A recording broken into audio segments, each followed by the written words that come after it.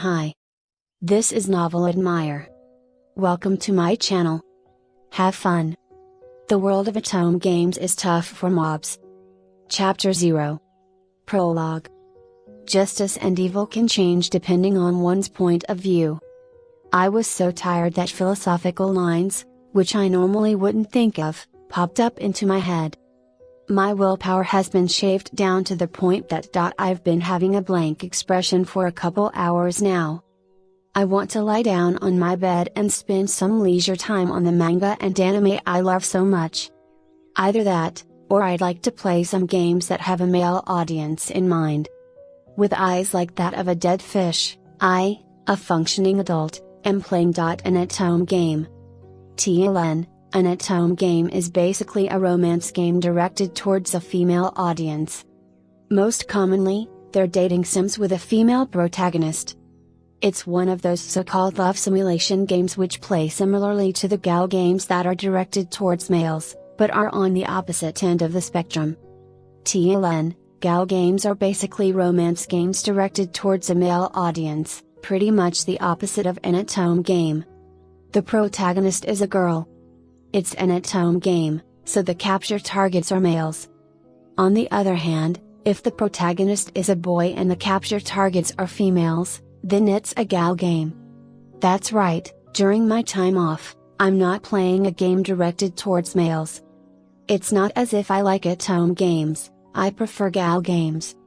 Why do I have used this morning to the win over some likable guy? I'm not happy to see the male character on the other end of the screen blushing. Basically, every capturable character that appears in the game is beautiful. They're created by popular illustrators and voiced by famous voice actors. If this were a gal game, I'd be glad to hear the female characters, but the sweet voice of a guy doesn't make me happy. With a blank expression, my focus was on a smartphone's screen. Since I have no motivation, I have to rely entirely on walkthroughs to play. Once selecting a choice on the flickering screen, you'll know if the love meter rises, accompanied a sound effect and a varying pose that the 3D character will make. The male character had a pose where his hand was brushing through his hair, along with his cheeks slightly blushed. You're different from normal girls. Let me hear your name. This guy's the crown prince and capture target character that appears in the game, and is established as a male character that's highly popular around the campus. This is a scene where the protagonist comes across him by chance, and not knowing that he's the crown prince, interacts with him normally. I'm far past my second playthrough. I could only let out a complaint about these first meeting scenes I've seen many times. You gotta be kidding. There's no way that one wouldn't know who the crown prince of their own country is. How sly. How sly of the protagonist. It seems that the crown prince doesn't notice the sly behavior of the protagonist. He's blushing while in delight. He's got no keen eye. I'm spending my long-awaited weekend break playing an Otome game. Currently, it's noon on a Sunday. I've been playing this Otome game non-stop since Saturday. I've been busy recently and didn't get a weekend break in a while. At that moment, I heard an electronic sound from my smartphone. Upon checking, it was a message with an image from my younger sister. Enjoying it abroad with my friends Tilda. Seeing my sister's smile made my blood boil. My sister was having fun at a beach and hotel with her friends. I immediately replied. Stop kidding me. Didn't you push this game onto me because you said you were busy? Right now, I'm playing my sister's Otome game. On Saturday morning, my sister, a college student living with her parents as opposed to me who lived alone, visited my apartment. I thought of it as unusual before she forced a game onto me. With a smile, she said, since you have free time, complete this game for me, brother. And complete means to really complete it. After seeing an image, video, or scene in game at least once, it can be replayed many times over. She told me to complete everything. Stop screwing around, do it yourself. Is what I also said. I got a reply from my sister. Huh? Is it alright for you to say that? I won't resolve the misunderstand with mom and the others that way. I'll buy you a souvenir, so please complete it, Tilda. If you don't complete when I get back, I'll do more cruel things that will keep you stuck in that apartment. From, your cute sister. As I read the message, I yelled while fighting the urge to slam my phone onto the floor. Damn it! I wanted to refuse doing this. However, my sister who lives at home hid a large amount of her personal books in my room. They were books she liked and were for flagitious. My mother happened to find them when she was cleaning, and now it's caused a misunderstanding about me supposedly having that kind of preference. TLN, flagitious are girls that have a very strong passion for yaoi, homosexual relationships between men in manga/anime/novels. I tried to resolve the misunderstanding, but the more I tried to explain, the more she thought I was trying to deceive her. It's a nightmare. I've also learned that my sister is a flagishie as a result of this misunderstanding. And, perhaps you could say it's just bad luck, but people trust my sister more than me. Even from the perspective of her brother, her looks are on a different class and her grades are also superior. I've also heard talks about how she has a gentle and friendly personality. In truth, she's just skilled at feigning kindness, and she always gets me into trouble. Judging from this Otome game matter, I can also tell that she has the worst kind of personality. She hides her hobbies, and no matter how much I try to explain to my parents, they place more faith in my sister's words. When my worried mother gave me a phone call, I almost cried. That's also the moment where within my mind, I deeply engraved the desire to take revenge on my sister. Holding back the urge to rage, I returned my line of sight to the screen. Once picking up the controller again, I only thought about clearing the game so that this misunderstanding can be resolved. It's annoying, but my parents trust my sister. My sister promised to clear up the misunderstanding if I complete the game. There's nothing left for me to do other than completing this Otome game. This is frustrating, but my sister excels at talking her way through a situation. On Saturday morning, she refuted my objections to her needing cash for her trip and demanded I give pocket money to her. It's quite pathetic that I was frightened into giving her cash. However, I will definitely take revenge. I will continue my scheming as I fill up the love meter for this guy on the other end of the screen. You'll regret incurring my wrath. Since a long time ago, sister has been clever with getting her way. She knows that she's cute. She's the exact opposite of me. Her only weak point is probably how she hides her hobby from her surroundings. I knit my eyebrows while continuing the game with feelings of frustration. I can't get pushed around each time. My sister forced an Otome game onto me. Aiming to be a large-scale Otome game, it has quite a lot going for it.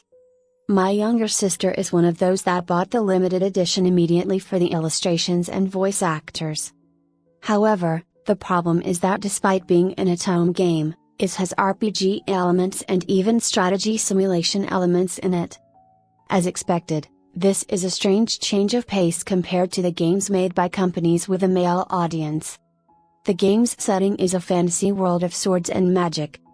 It's a setting where people live in a magical world that stands out from Earth.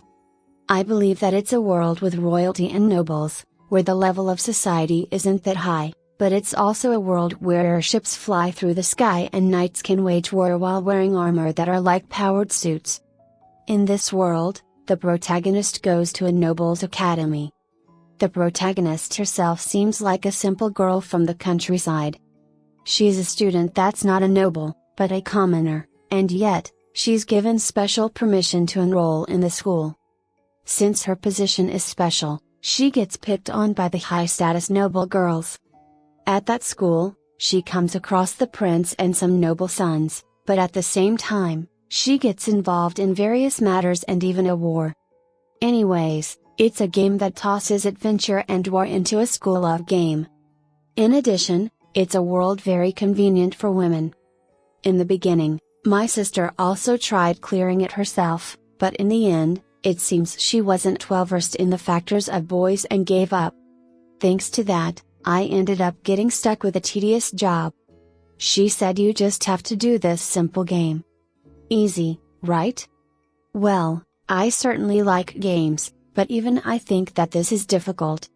Nobody would want these sections inside an Otome game in the first place. Though I complained, I stared at the screen while operating the controller. On the screen, a unit of airships were lined up. The design of the airship looked like a rugby ball. Various other airships were facing it. There were hexagonal grid lines. It was turn-based combat where you move allied ships to have them attack using the cannons on their side, and knights wearing armor will swoop down on the enemy, but damn it. What kind of enemy skill is being activated here? This is strangely hard. I'm trying to clear this more efficiently. The enemy's skills and special techniques will activate, and the attacking allies received large damage. Once the ally was attacked, they directly receive the opponent's offense and sunk. Although skill and ability can help with winning against the opponent, there's a randomness factor that makes things very difficult. My sister would give up here. Ah, crap. The airship that I couldn't let sink, the one carrying the prince, instantly sunk. I saw the letters "Game Over" on my screen. It happened again. It's impossible to play while looking at the walkthrough. I also wanted to tell my sister to give it up. I want to say that I could just download a completed save file off the internet, but this game has the feature of naming the protagonist. My sister put in her name. She wants the famous voice actors to whisper her name, or something like that. Due to that, I can't solve this by putting in a completed save file. I have to clear it myself.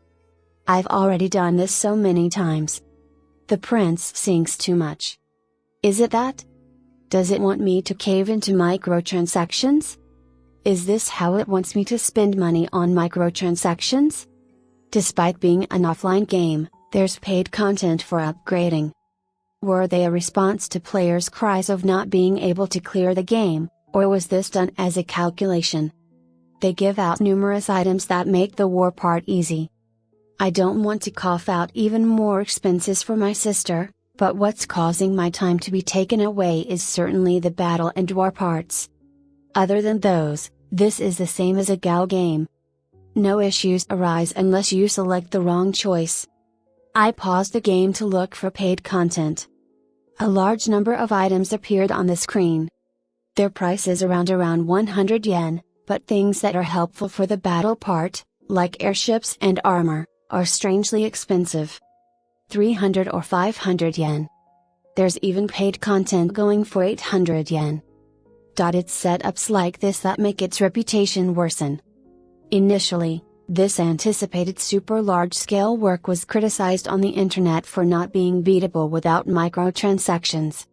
Due to it having steep costs, the pricing was reworked and lowered within a month. Yet even so, I still think it's expensive. With those thoughts in mind, I was taking a look at the men's swimsuits for sale. I'm not fond of men's swimsuits. What's on sale is a special item that makes the male characters appear in swimsuits. Seeing it made me disgusted. Though, if this was a GAL game and this item put the female characters in swimsuits, it would completely be the type of thing I'd purchase. It probably doesn't work for the women like it does for the men. I gave off a feeble smile while emotionally exhausted. I feel displeased imagining a female player getting off to these guys in swimsuits. I wonder if women feel the same way about harems? Well, whatever. A man surrounded by women is a harem, a woman surrounded by men is a reverse harem. A man seeing a reverse harem will feel uneasy, and a woman seeing a harem would definitely feel unsure. I'm getting tired about thinking of such things. Anyways, I'll just think solely about completing the game. Well then, what do I buy to quickly finish the game? Since they're paid content, they should be potent. Special weapons for the male character, special equipment for the protagonist, and other such things were also up for sale. I'd like to find something useful for the war part and buy it. Anything that can help with progressing through the game. This one? What came into view was a battleship that was the most expensive paid item. It ignores troublesome status effects and the need to resupply. it seems to be a strong airship in any case. Rather than an airship, this looks more like a spaceship. Its appearance is metallic and it doesn't look like any of the other airships in the game. Its design would be one that people would think of as a space battleship. For being 1,000 yen, I had nothing to criticize in terms of its performance. Checking its description, it's from ancient times or something. At any rate, it was written down as a terrifying spaceship. It really is a spaceship. Or maybe, that's just a typo. Did they write it as a spaceship in the description by mistake? I was thinking about it, but I don't care as long as I can clear the game. What's important is that this purchase could make the game easier. Next is to check for armor. Powered suits. They take the form of armor, but they don't give any sense of realism at all. Their appearances look like what's referred to as robots. The guys who wear this armor while in the midst of war. The knights. From a woman's point of view, perhaps they find it cool to see a man that can fight for them? Anyways, with a purchase this big, it seems like I can depend on it. If this makes it easier to reach the capture, then I'll consider it a cheap expense. The black armor makes it look a bit villainous, but that's no problem. Dark heroes are cool. Thinking about it, this was a pretty good design for something coming out of an Otome game. Blades are strong, but master swordsmen don't have a projectile weapon. Their weakness is their reliance on weapons, and if a guy has poor equipment. They're a feeble, magically illiterate fool that'll get struck. Due to the unhelpful capture target characters, I've gotten a game over many times. I have to finish this. And at any rate, I want to complete it easily. I'm going to lose my precious time off playing an Otome game. I don't have patience here. So by using the paid content that I purchase, I can continue progressing through this Otome game. As afternoon passed and it became evening, I managed to unlock over 90% of the events and CGs. All that remains is the reverse harem ending. The remaining ending is where all of the male characters get married to the protagonist. This is what's called the true end of the game, the proper ending, but it doesn't matter to me whether it's true or not. I'm not playing this for the thought of capturing them. In the daily life part. I took the items received by the guys when their love meter reached a certain amount, and sold them off for money at a second-hand shop the next day. Nevertheless, the protagonist is a companion of the people in question. It would be fiendish to sell them off in front of their eyes, but it's a game so it doesn't matter. If this were a gal game, it would be impossible for me to take such an action. Even though it's a game, I can't be so fiendish. Anyways, this my sister's Otome game. Nothing matters as long as I can clear it. I continued playing while thinking as such. And then I realized that it had turned to night. Finally reaching the reverse harem end, the joy from the liberation was accompanied by a sense of emptiness. It took a whole 2 days to conquer this. When seeing the ending, feelings of rage, then sorrow, welled up. Why did I have to do this? I saved the data, and having kept my promise with my sister, I collapsed onto my bed. Looking at my clock, it was a little early to sleep. I don't feel like moving because of my exhaustion, but the outcome of being relieved that it's all over was an empty stomach. Placing my hand on my stomach, I remembered that I ate little in the morning and nothing by the end. There was nothing in the refrigerator. I was planning to do some shopping during my time off, but I prioritized clearing the game, so I did not go outside. Perhaps I'll go to a restaurant? When checking the time on my smartphone, I got a message from my sister. I'm worn out from all the fun. I'm going to return in a few days, so you better clear it by that time. If you don't take this seriously, you'll forever remain a perverted, foolish brother. This girl is the worst. She's making demands to me as she enjoys herself and tells me to work seriously. Furthermore, she's extorting money out of me. However, a small question arose. Has she been taking a part-time job or something? Where is her travel money coming from? The pocket money that I gave her wouldn't be enough to cover it. Perhaps she's trying not to reveal it because of her imprudently high pride. If she works during closing time, she wouldn't have any leisure time until late at night. In addition, she said that she won't do a part-time job because doesn't want to do labor. Now that I think about it, I remember that my mother said something a little before that. She said that money was needed to get a license, or something like that. It seemed my parents thought about getting a car license and were preparing money for it, but only part of it had to do with using it for traveling. I took a snapshot to copy my sister's message. I'll compile it with a PC so that I can send it to my mother. Of course, what's accompanying it are images of her comments. What an idiot. She makes light of her brother, so I'll do this. She threatened me and went on a trip. If I show this to our parents, what would they think? As to be expected, she won't be able to make an excuse in light of hard evidence. Then finally, the mask hiding her true character will come off. I noticed that I was grinning while thinking about it. Then I realized something. Huh? If I did this from the start, I wouldn't have had to pointlessly clear this game.org, it's no use crying over spilled milk now. While realizing how stupid I was, I got up and took my wallet in my hand since I was hungry. I'll temporarily put the matter of my sister on hold and go eat. I'm not going to rack my brain over this Otome game anymore. While thinking so, my steps got lighter.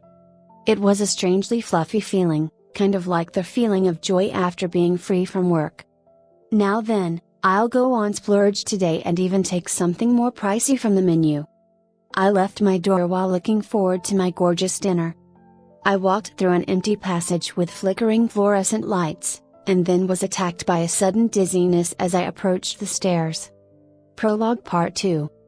TLN, I used Ryan before for the synopsis, but I'm using Leon now, and correcting the synopsis, since the site for this lane gives the official English spelling of the names for the main characters, the rest are still up for interpretation. This is pretty bad. My body lost its power like a puppet with its strings cut, and toppled down on the spot.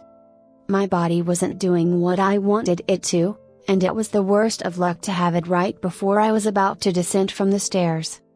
The scenery in my field of vision was quickly changing as my body approached the stairs. I didn't feel anything like pain in my body, but I recognized that my current state of vigorously tumbling down was dangerous. I can like this. My younger sister had crushed my long-awaited break, and just when I think I'm free, I'm going to get serious injuries now. Actually, it's quite possible that my life may be at risk. Thinking as such, I oddly got enraged. As the scenery around me dimmed and I gradually lost my senses, I had a thought during my final breaths. I had seen a scene that normally wouldn't happen even if one was in their last moments. There was land rising from the sea. An airship is flying in the air.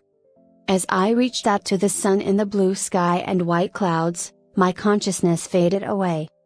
When I came to, I was on a slanted bank, with lushly grown grass.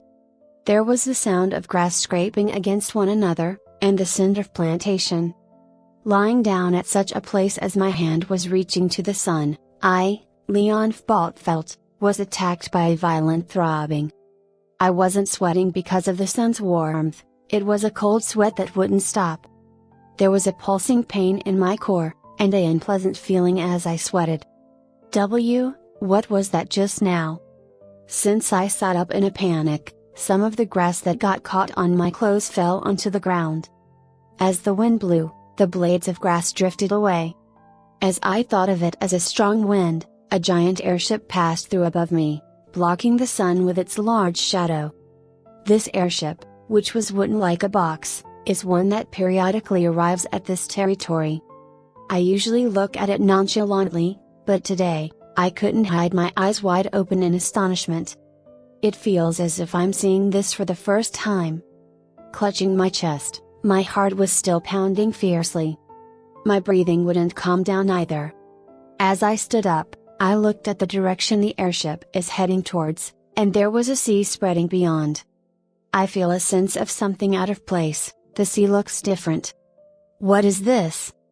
Why does I slowly walked forward, and then fell over. Looking at my body, my hands and feet were strangely small.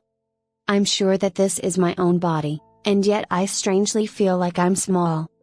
Rather than worrying about this, I need to check the situation first. I got up and walked, then gradually shifted into a dash towards the sea. I have this uneasy premonition. I feel like it took quite a bit of time with these childlike legs, but I got to my destination. The location, which had a fence to prevent people from falling down, looked like the usual scenery. Right. It's just like usual a floating island. This was an island floating from the sea. The island is still floating, but I don't know whether to be happy or sad about it. I had an image pop up about an island floating in seawater.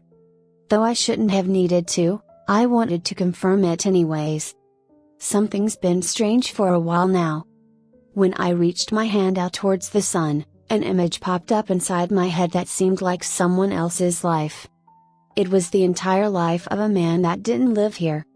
There was nothing prominent about it, but it still seemed enjoyable. It could be written off as a dream or illusion, but it felt vivid and strangely real. Though I saw into that man's entire life, I don't remember his name. I held my head against both of my hands. It was such a vivid memory I saw, and yet, why can't I recall his name? I feel like I had instantly recalled the experiences of someone beyond my age of 5. I sat down, unable to understand what was going on. I feel like my current memories and those memories I recalled are blending together into a mix. I looked up at the sky behind the fence. What happened to me? Even I don't know who that question was directed towards. Since the sun was setting, I returned home. I was reluctant to return, and I remembered that I had come to this bank to run away, but I wanted to get back before it turned to night. I braced myself as I returned home, and my father was waiting there. He stood there in front of the entrance, waiting with a daunting pose. "You stupid son." He hit me on the head with his large fist, and I opened the front door while holding back my tears. Then there was my mother. "You finally returned. Why did you run away on the day the wife finally came?" My father, Barkus, is a feudal lord, a baron. Not long ago, an image about nobles had suddenly popped up, one where they wore neat clothes, and left more of a stingy impression. However, in that image, they were fat, whereas my father was a muscular giant that had grown out his facial hair. His attire was a shirt, tan pants, and boots, which didn't quite look noble-like. My mother was a mistress named Luce, a woman of a knight family that serves the Waldfeld household. She didn't wear a dress, but clothes that would be worn by a town or village girl. The wife that my mother was talking about was my father's legal wife. Sorry. Perhaps sensing that the aura around me was different from usual, my parents held complicated expressions as they led me to where I was staying, which was not a mansion, but a storehouse. Thereupon, a woman wearing a dress was watching from the open front door. There were cold gazes sent towards me, as I was then supposed to leave the residence. With figures in dresses embroidered with jewelry, the eldest son, Lutart, and the eldest daughter, Merce, were holding themselves back. Only those two are the legal wife's legitimate children. Behind them stood tall and neat-looking men wearing suits. Having long ears, they were male elves that were sneering at us. Good grief, this uneducated child is no different from a beast. This woman, who was partially closing her eyes and had hair gathered together, gave off the exact image of a noble girl. My brother and sister were wearing valuable clothes, unlike me. My mother apologizes, and my father takes me to the storehouse. My father held a face of perseverance until we got to the storehouse. Reflect on yourself in the storehouse. You'll get to eat afterwards. When I nodded to what he said, there turned out to already be a guest in the storehouse. The second son, Nix. He was my older brother who wore clothing like mine, and was reading a book under the light of a lantern. My father and I looked at him with surprise. "You're stupid as well." Just bear with it and those people will leave. When my father saw my brother turn his sight back to the book, he hit him on the head. Nix, help Leon with studying. My brother made a face that seemed as if he was strongly opposed to that, but he made some room on the desk. Once I sat down, he gave me a warning. If you fall asleep, I'll hit you. Seeing that I nodded, my father left to return to the residence. Now that it was just the two of us, my brother hands me a book to read. I opened the book, which had been read so many times that it was getting tattered and had scribbles here or there. I was inside the warehouse. While warding away the bugs that were gathering around the light, I read. I had this somewhat strange feeling. My head was filled with this language that I didn't recognize. It's obvious that this language is different from what's written in this book I have. Actually, I feel like that language is easier. As I was worried about such things, it seemed that my brother thought that I stumbled upon words that I had trouble reading. Think through it yourself for a bit. If you really don't know, then I tell you what it is. Time quietly passed. The persistent and annoying bugs were gathering around the light. Hey, brother? My brother was slightly surprised that I had spoken. Brother? Didn't you call me bro in the morning? TLN, Mick was using Aniki. Nix notes that Mick was using Nissan in the morning. I tried to correct myself in a hurry, but my brother seemed to have seen through me. Are you at that period where you try to act older? Well, it doesn't particularly matter to me. Leaving that aside, is there anything you don't understand? I shook my head. What I was more curious about was our treatment. I wasn't bothered by it until now, but doubts were currently popping up one by one. I get that the eldest son is treasured, but how come we're the only ones driven away to a storehouse? There are older and younger sisters besides us. Yet, those sisters aren't in the storehouse, even though they're illegitimate children like us. Why are we the only ones in the storehouse? My brother muttered to himself, saying they said to me that it was only going to be until yesterday. Then he set aside his book and stared up at the ceiling. It's because the wife hates us. It's because we're the children of our mother? My brother put his hands behind his head, and leaned his back against the chair. Do you think that there's any other reason than that? Even though they're daughters of a mistress, it seems she's hesitant on sending the girls to the storehouse, but this is how us boys get treated. From there, my brother explained the situation of the household in an uninterested manner. Rather than talking to me about it, it seemed more like he was complaining about it to me, the youngest brother of 3.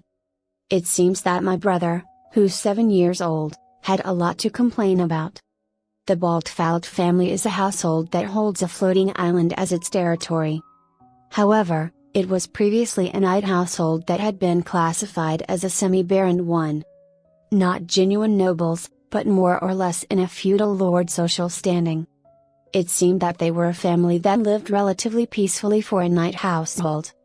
As months and years passed by, they had realized that they turned out to become a household with warriors for subordinates.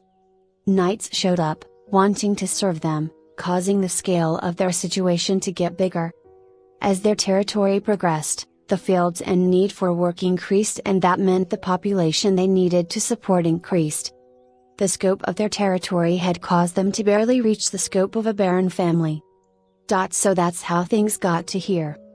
Investigators from the whole Fault Kingdom come to our territory. It seems that this is something from the time of my grandfather, but it seems that investigators had come before to judge if the scope of our territory was worthy of being for a barren family. Then they proceeded to talk about the process for ascending a noble rank, but my grandfather brushed over it in a rush, it seems. Anyways, becoming barons wasn't something intentional. There, some knowledge from recalled memories rushed to my head. Shouldn't ascending in rank be something worth enjoying? Furthermore, is it really that simple to decide on it based on territory scale? For something like rising in status, isn't it the necessary for more achievements, like military feats or something, to be accomplished? Those were the questions I had. Is it bad to ascend in rank? It seems my brother doesn't know this, but I could sense the father's not happy from his expression. There were complaints about how troubled it would given its short notice, and how some wanted to be a barren household through contributions appropriate for them to become one. That's the reason why we don't have much money.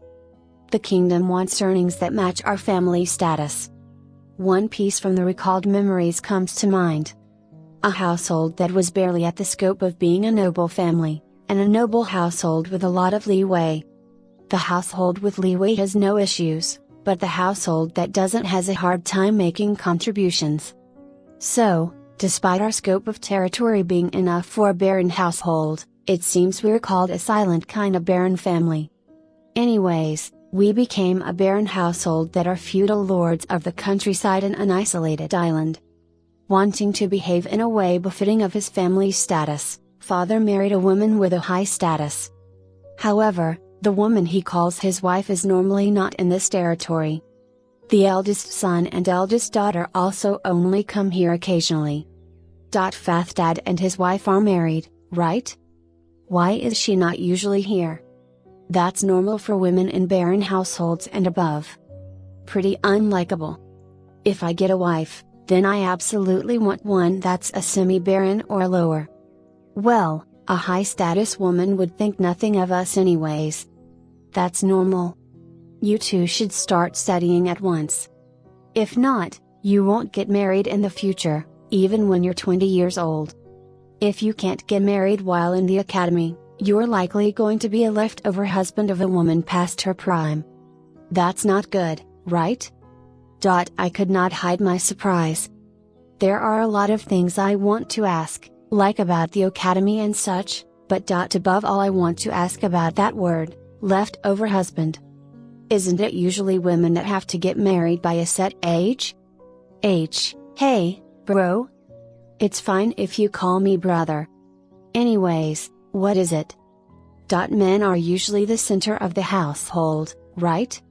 Or rather, what do you mean by being forced to get with an older woman? My brother tilted his head. It's just like I said. There are women who aren't married, had their man run away from them, or otherwise don't have a husband. They get a lover in name only so that they don't lose face. So, there are lots of old women and women past their prime that would take in youthful men as a leftover husband. My brother answered my question in an awfully firm manner. It's usually men that are in the upper position, right? From my recalled knowledge, I vaguely remember that men usually were the ones in charge for these kinds of situations. However, it seems that's not the case. If you look at Dad, you'll know that the women are the ones in charge. You'll also know that he can't oppose that you're his wife. Seeing how he corrected himself by saying wife instead of jerk, it seems that my brother thinks of her as unpleasant. I had gone and heard something outrageous. Something's strange about you today.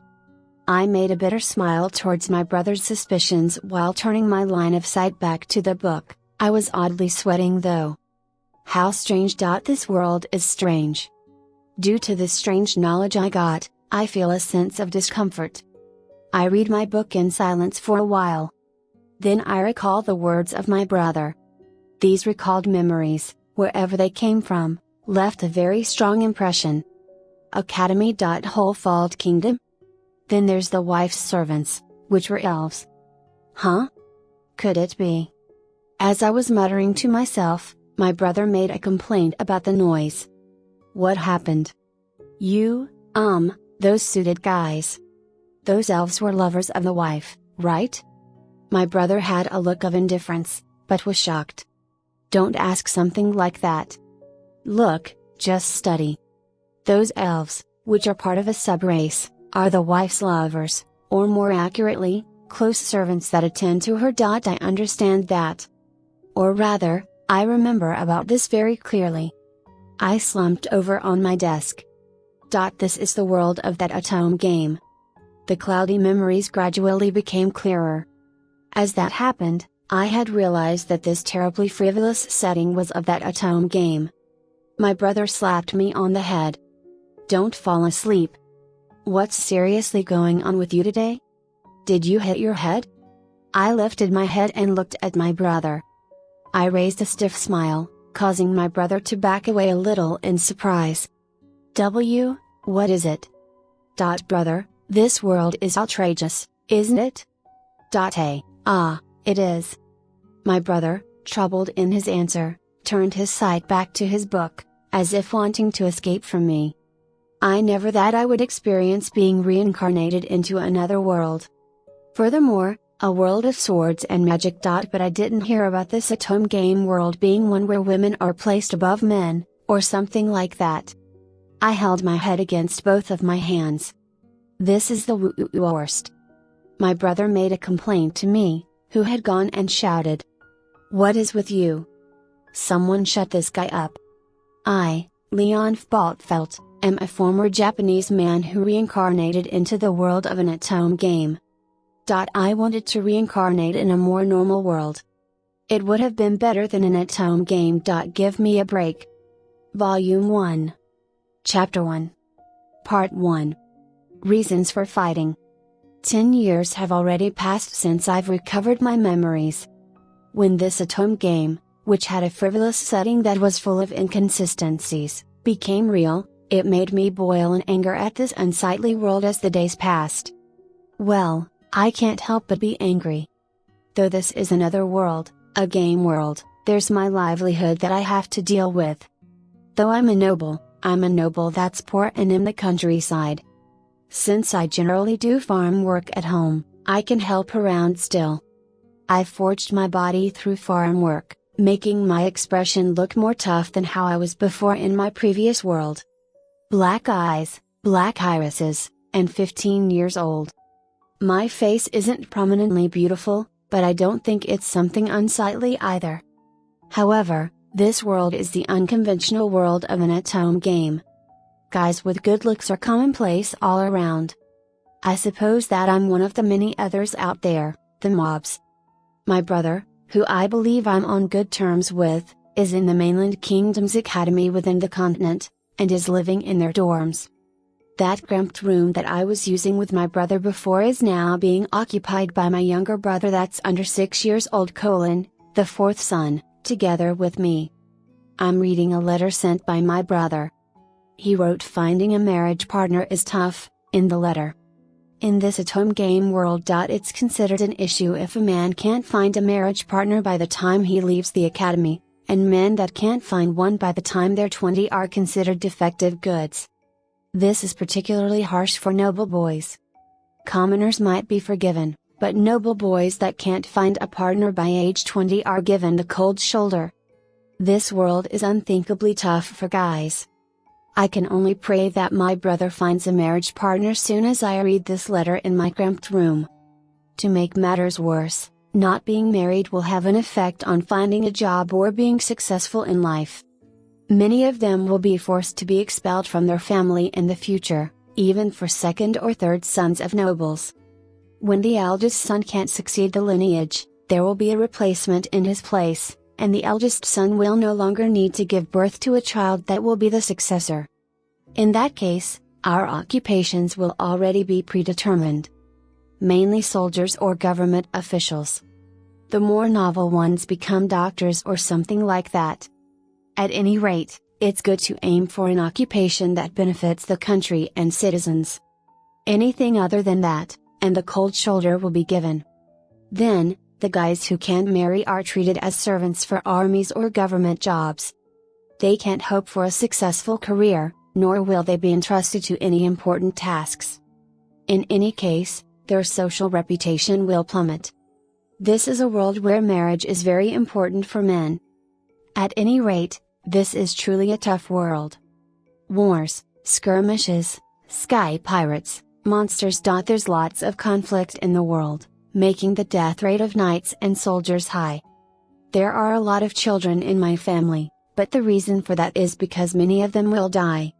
It's the job of the men to fight.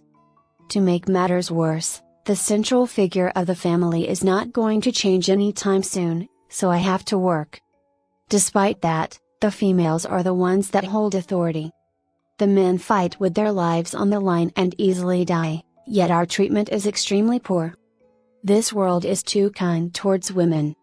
I'm sensing that this world is distorted because of the setting for this game. This place is quite splendid for women. Even more so for nobles that are barons and above.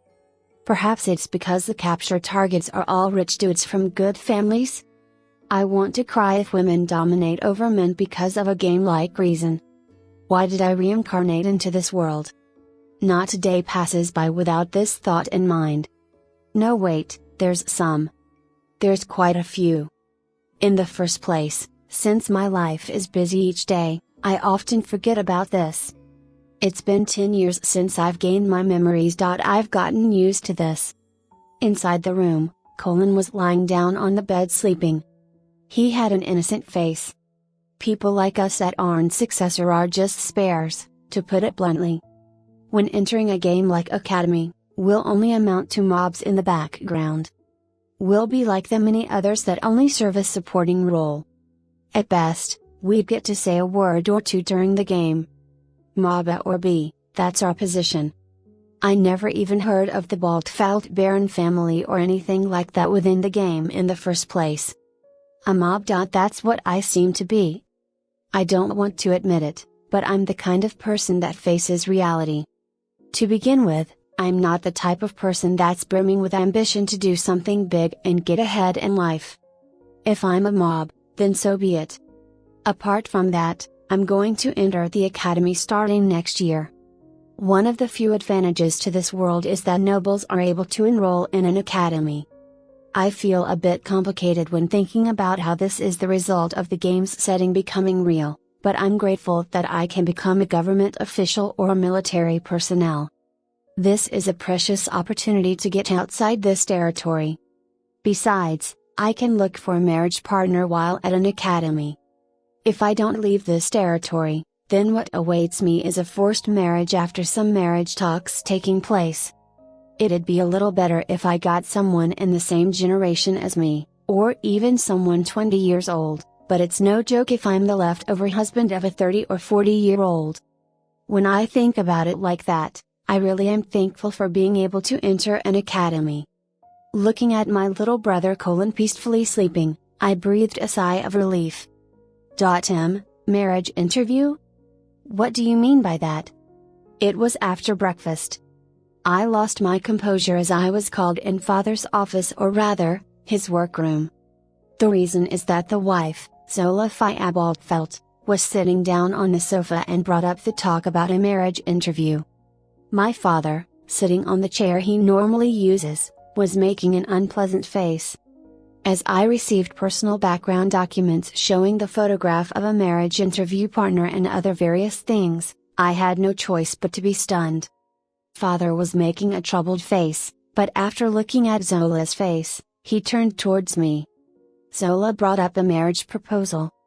It seems that her acquaintance is looking for a leftover husband. Zola complained as she drank an especially expensive tea in our house by saying cheap articles don't suit my tongue. I raised my objections in disapproval. No, this isn't right. The reason for my protest was because this is a cruel choice for a partner. This partner seems to be a daughter of a baron household, but it's written in these background documents that she's over 50 years old, she's gone through marriage 7 times. She has children too, but all of them are older than me. Zola sets down her cup in a slightly violent manner, and then glares at me. I could tell that she was irritated. This is something you would normally be indebted to me for. She's a daughter of nobles from the royal court, and their family has a long history of serving the royal family. What are you dissatisfied about? What am I dissatisfied about? On the contrary, it'd be stupid to think that there's anything I'm satisfied about. No wait, perhaps she may really be stupid. In the first place, what kind of daughter is 50 years old? Why are you bringing up talks about marriage when I haven't even entered an academy yet? It's an unspoken rule that nobles basically marry after graduation. I suppose that's due to the game setting, but at any rate, it's a rule. That's probably because half of the nobles don't graduate from an academy. The exception to that is a marriage for political reasons. Or perhaps there's some other reason out there for marrying early. Nevertheless, most are pretty much limited to just engagements. Bringing up talks about marriage does not apply as an exception. This partner is called a daughter of a barren household, but she doesn't hold any of the heritage. More precisely, she's a nephew of the main household, making her only a relative. Furthermore, this marriage with me would be her 8th. It's obvious that this marriage talk can only mean danger. Zola got angry, and her tone of voice grew stronger. I can still allow the second son to enter an academy. However, there's no meaning in sending the third son to one. Even if there were no entrance fees, there would still be other things that need money spent on them. I glare at Zola as father apologizes. I'm sorry that this is happening to you. However, the reality is that our household has little money. There are still ways of making money regardless of whether or not you've entered an academy. Father glanced at Zola from time to time. No matter what they say, I'm definitely not going to comply. Zola reclined on the sofa. Even if you graduate from the academy, you won't find work. The right choice is to marry for the sake of the family. Be grateful that you can peacefully go through marriage. I also made preparations for you to work as a soldier. Do your best. That's when I noticed it. This person is planning to have me die in a battle. Nobles. This is the same for soldiers, but when they die in a fight for the sake of the country, their family will be paid compensation. For soldiers, payments happen en masse, but the case is a little different for nobles. They will be given an honor for fighting on behalf of the country, and to make matters worse, their compensation is given annually. The only thing I can hear from Zola's marriage talk is the money she wants from my death and her subsequent honor from it. All the husbands of this partner so far have been written down on this background document as honored by death in battle. Far from trying to hide it, it's as if it was written down as a boast. No. I refuse. Zola pounded on the table and stood up in response to my refusal. Silence. This is my view on lowly third sons like you. If you're a boy, then work for the family. This Zola woman basically lives in the kingdom's capital, the royal capital. Unlike feudal lord nobles, she comes from royal court nobles that receive work from the royal palace. Since she doesn't want to leave the royal capital, father has to make arrangements for her residence and also send her money for living expenses. We send money her way even though our income in the household is considerably tough, and yet this is the attitude she begets. However, father will gain a bad reputation if he cuts off ties with this woman. If he casts Zola away at this point, her family won't play nicely and our status will suffer damage. He can't divorce her for that reason. I rack my brain trying to figure out a way to break through this dilemma. Then I remember. I have the knowledge of this game, knowledge of this world. I'm getting tired of this usual lifestyle at age 15, and I haven't tried anything out in particular. But isn't now the time to use my knowledge of this game to the best of my ability? There's no future for me if I don't do my best. So there's no problem if we have money? Zola laughed scornfully towards my words. Oh? That's quite the attitude for a good-for-nothing that can't earn money. If you want find one of the few people to say that to, then take a look in the mirror. I did not want to be called a good-for-nothing by Zola, a parasite on the Baltfeld household that indulges herself in the royal capital. It's rude to refuse talks about formal matchmakings. Please stop this if you're thinking that earning enough to cover the entrance fees will work. Not knowing what I was talking about, father made his complaint towards my words. However, father doesn't go with a strong attitude. You're still young, Leon. Doing something like that so hastily is silence. Men over 20 won't find a partner no matter what. You don't thank me for finding you a partner so quickly, and now you're being picky by making complaints. This is why I hate brats from the countryside. Quite absurd of you to blame everything on the countryside. When I was about to raise a complaint, father intervened. Think about the feelings of this child. He can't help but refuse when his marriage is with a woman that's in her 50s. The age difference is almost 40 years. I'd be the leftover husband of a woman that has children older than me. It's natural that I would hate it. Even for a world where women dominate over men, this marriage talk, which she had decided as something unrefusable, is something that treads on peculiar territory. A family where my wife nearly 40 years older than me and even her children are older than me. It gives me the chills just thinking about it. My father breathed a sigh. If he can prepare money, it's fine to revoke these talks about marriage, right? Zola sat down in a violent manner and crossed her legs as she looked down at us. Oh? This is the first time I've heard about you having the resources to do so. I'd prefer you use it to increase the amount of money you send me. I'm not going to make false assumptions by saying that all women in this world are like this person. However, looking at this woman makes me feel disgust. The image of women, particularly noble women, in this world is the worst. Father held a hand to his head. He then cast his eyes downward and spoke something as if he was squeezing it out of himself. Give me some time. I'll find a way to arrange something. Seeing Father looking discouraged while doing the unreasonable for my sake gave me a strong sense of guilt. This really is a cruel world. Volume 1 Chapter 1 Part 2. Once Zola left the room, only Father and I were left. That woman had us prepare a ship just for this occasion. Then we also had to make arrangements for her stay. I feel reluctant in having to think about the costs. Father, why did you marry her? Since she normally lives in the royal capital, we have to make necessary preparations when she comes here. There's the costs of the airship service, but we also have to deal with the preparations for her lodging room and her meal arrangements. We also have to cover her traveling expenses. My father is weak-kneed.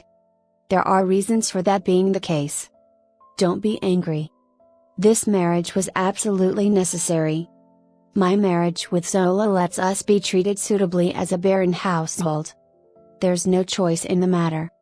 Father must be thinking that he should be thankful for his wife coming over to this isolated island from a remote region.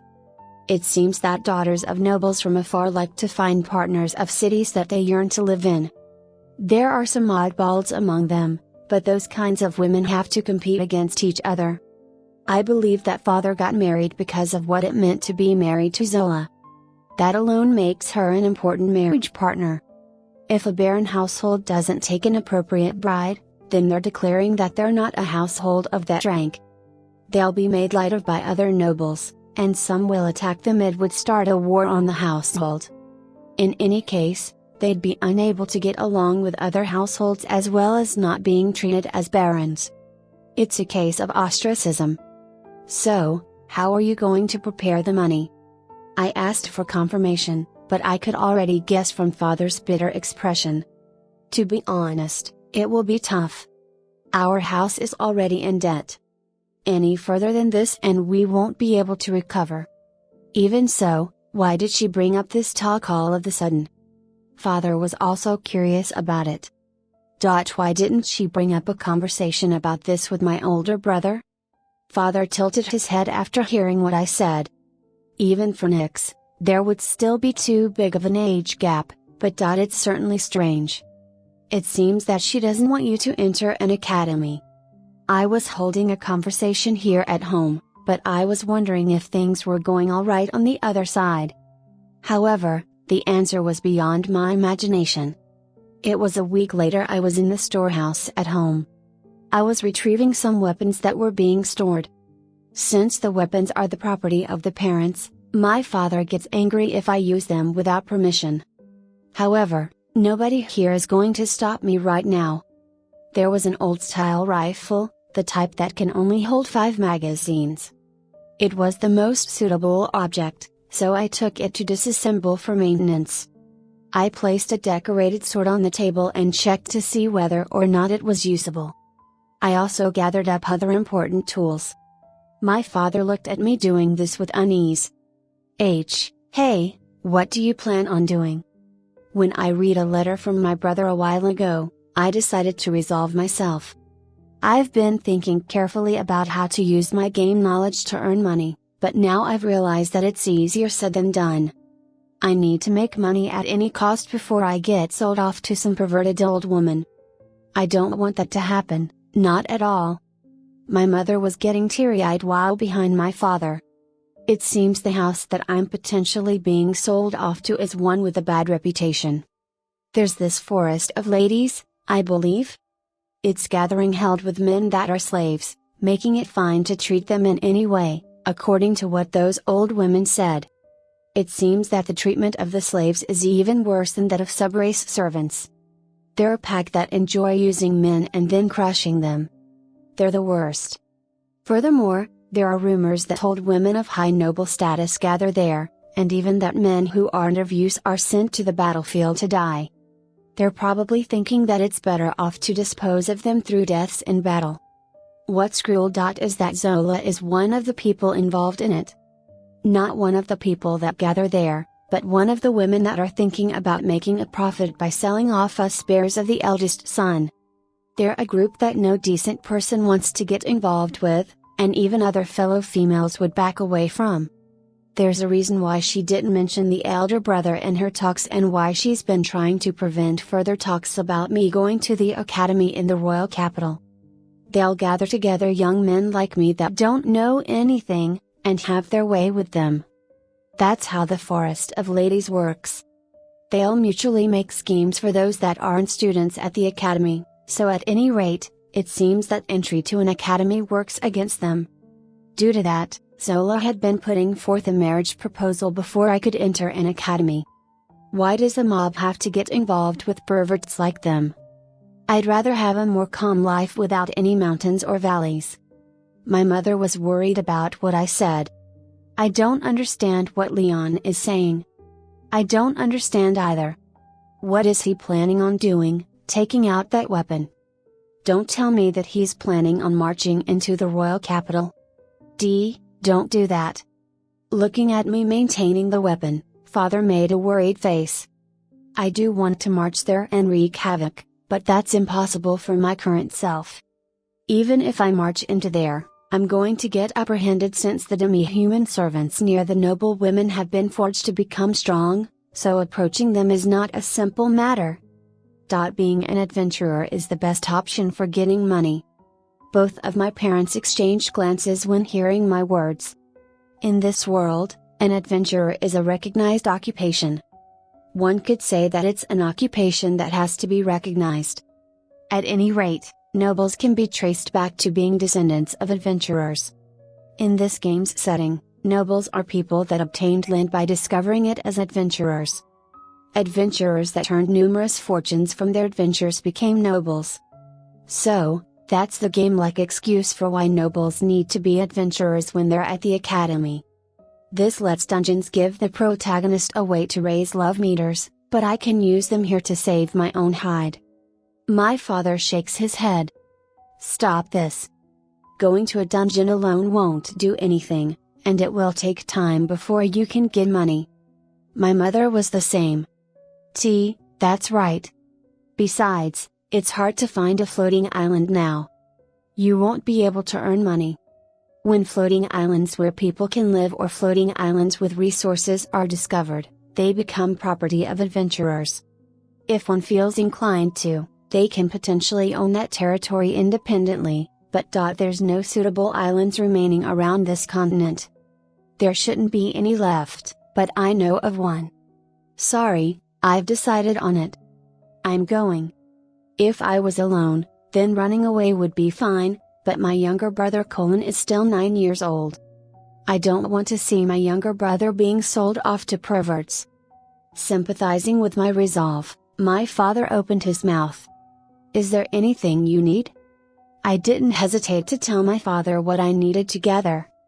It's a little unreasonable to force this on him, but this is a critical moment that determines either my life or my death.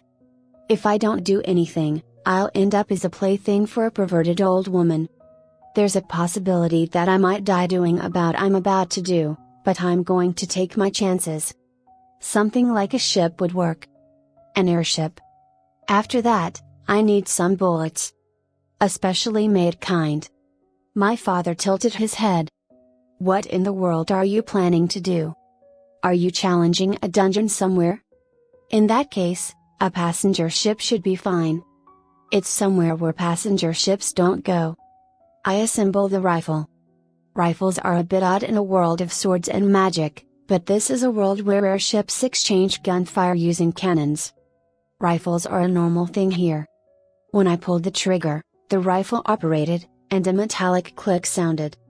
I was able to keep living somehow after reincarnating into this world. Since I was satisfied with my life day after day, I didn't do anything special. However, as expected, even mobs have to give something up. I'm going to have to decline a life of being a plaything. That's why I'm going to fight.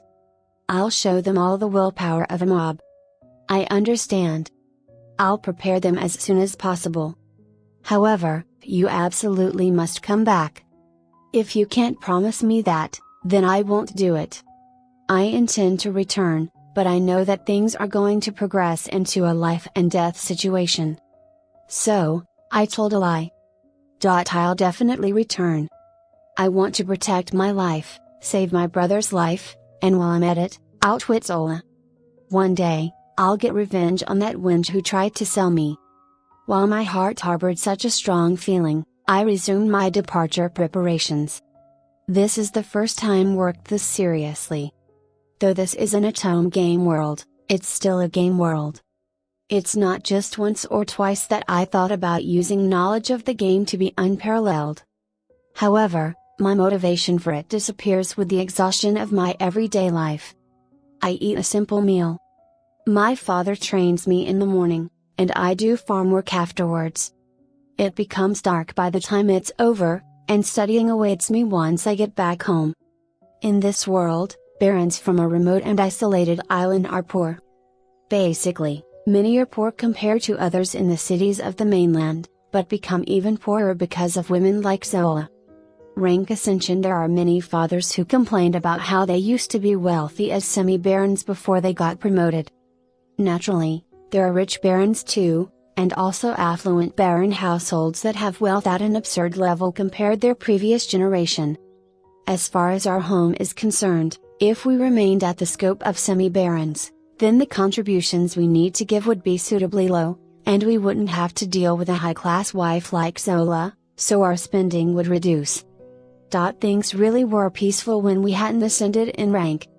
Heading to the edge of the floating island, I readied the bolt-action rifle and pointed the trigger at a very odd flying fish thing I found. The existences called monsters are evil beings of the world within this frivolous setting. Since they're evil, I don't feel a sense of repulsion in killing them to the point that it actually feels refreshing. I suppose the fact that they vanish when you kill them is one of the reasons for that. It's better to kill these things since they'll rush to attack a human if they find one. However, what's gained by killing them is not visible to the eye: experience points. Damn it! It dodged. I soon loaded the next bullet into the rifle, set it up, and took a careful aim. My opponent noticed me and was coming this way. It's about 1 meter in size. Normally, having the target come closer is better for shooting, but if it dodges and it turns into a close-quarter combat, I'll die in the worst-case scenario. Monsters are too dangerous of an opponent when they're alive. I can fight because of this rifle. However, bullets aren't free. It'll be expensive if I just blow shot after shot. The approaching monster opened its large mouth and tried to bite at me. There were sharp teeth along its mouth, and it was frightening to look at. If I run away from just this much, then my life will be done for. Until now, I had been thinking about trying to earn experience someday. I would become an adventurer, discover an island, and explore it. I would earn money, right? I would do it someday. I had been thinking about it, but never did it until now. However, with this current situation where I'm already short on time and I can't run away either, I was finally being pressed to move forward. When I pulled the trigger, the bullet entered the monster's mouth and pierced through its back. Losing its vigor, it then finally dropped down before me. Looking at its condition, it had been engulfed in a black smoke and vanished before its descent reached the seawater. Did I get experience points from this? I took a look at my left hand, but I didn't feel any sensation of the sort. Perhaps the game and reality really are different? However, not gaining experience points is not a reason to stop. I needed to sharpen my shooting skills anyways. Leaving the rifle aside, I won't be able to reach my destination without getting a boat, the kind that flies in the air, and the knowledge of operating it. What I had been thinking about doing it someday was retrieving a cheat class item, as it would be called in game terms. Among the paid content, if I acquire this thing, then negotiations would go by quickly. I had also been pondering about the possibility that it isn't there.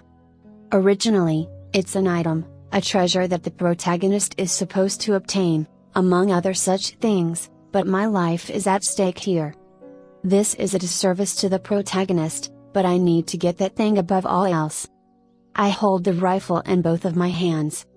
I'll have to sacrifice the protagonist for the sake of my happiness. It'll be fine.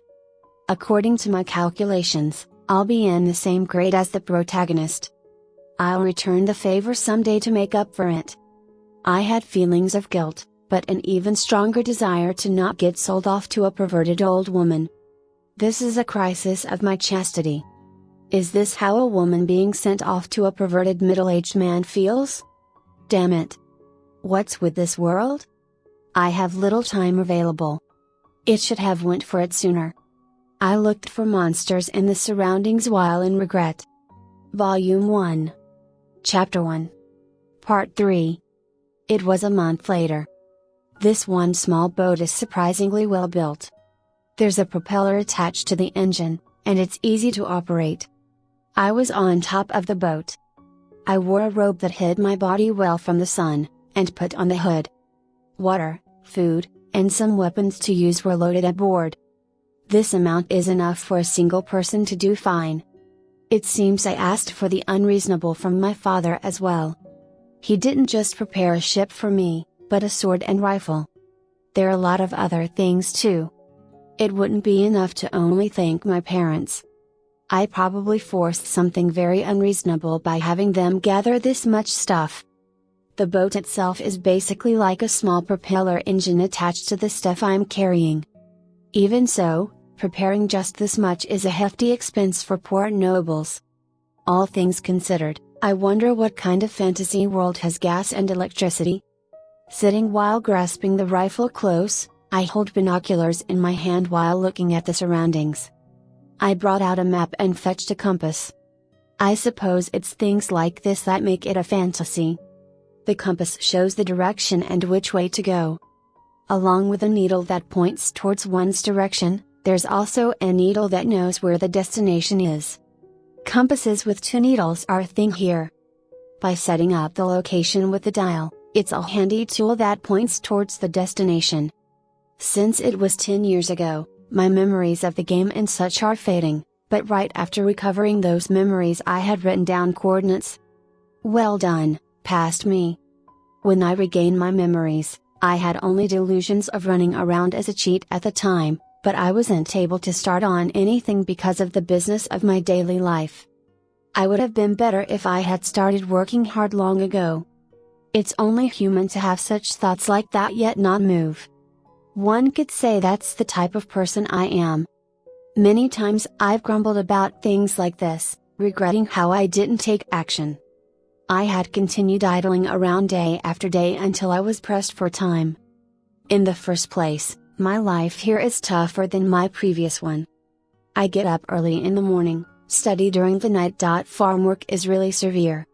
It's normal for me to get to bed right after it's all over and sleep just like that.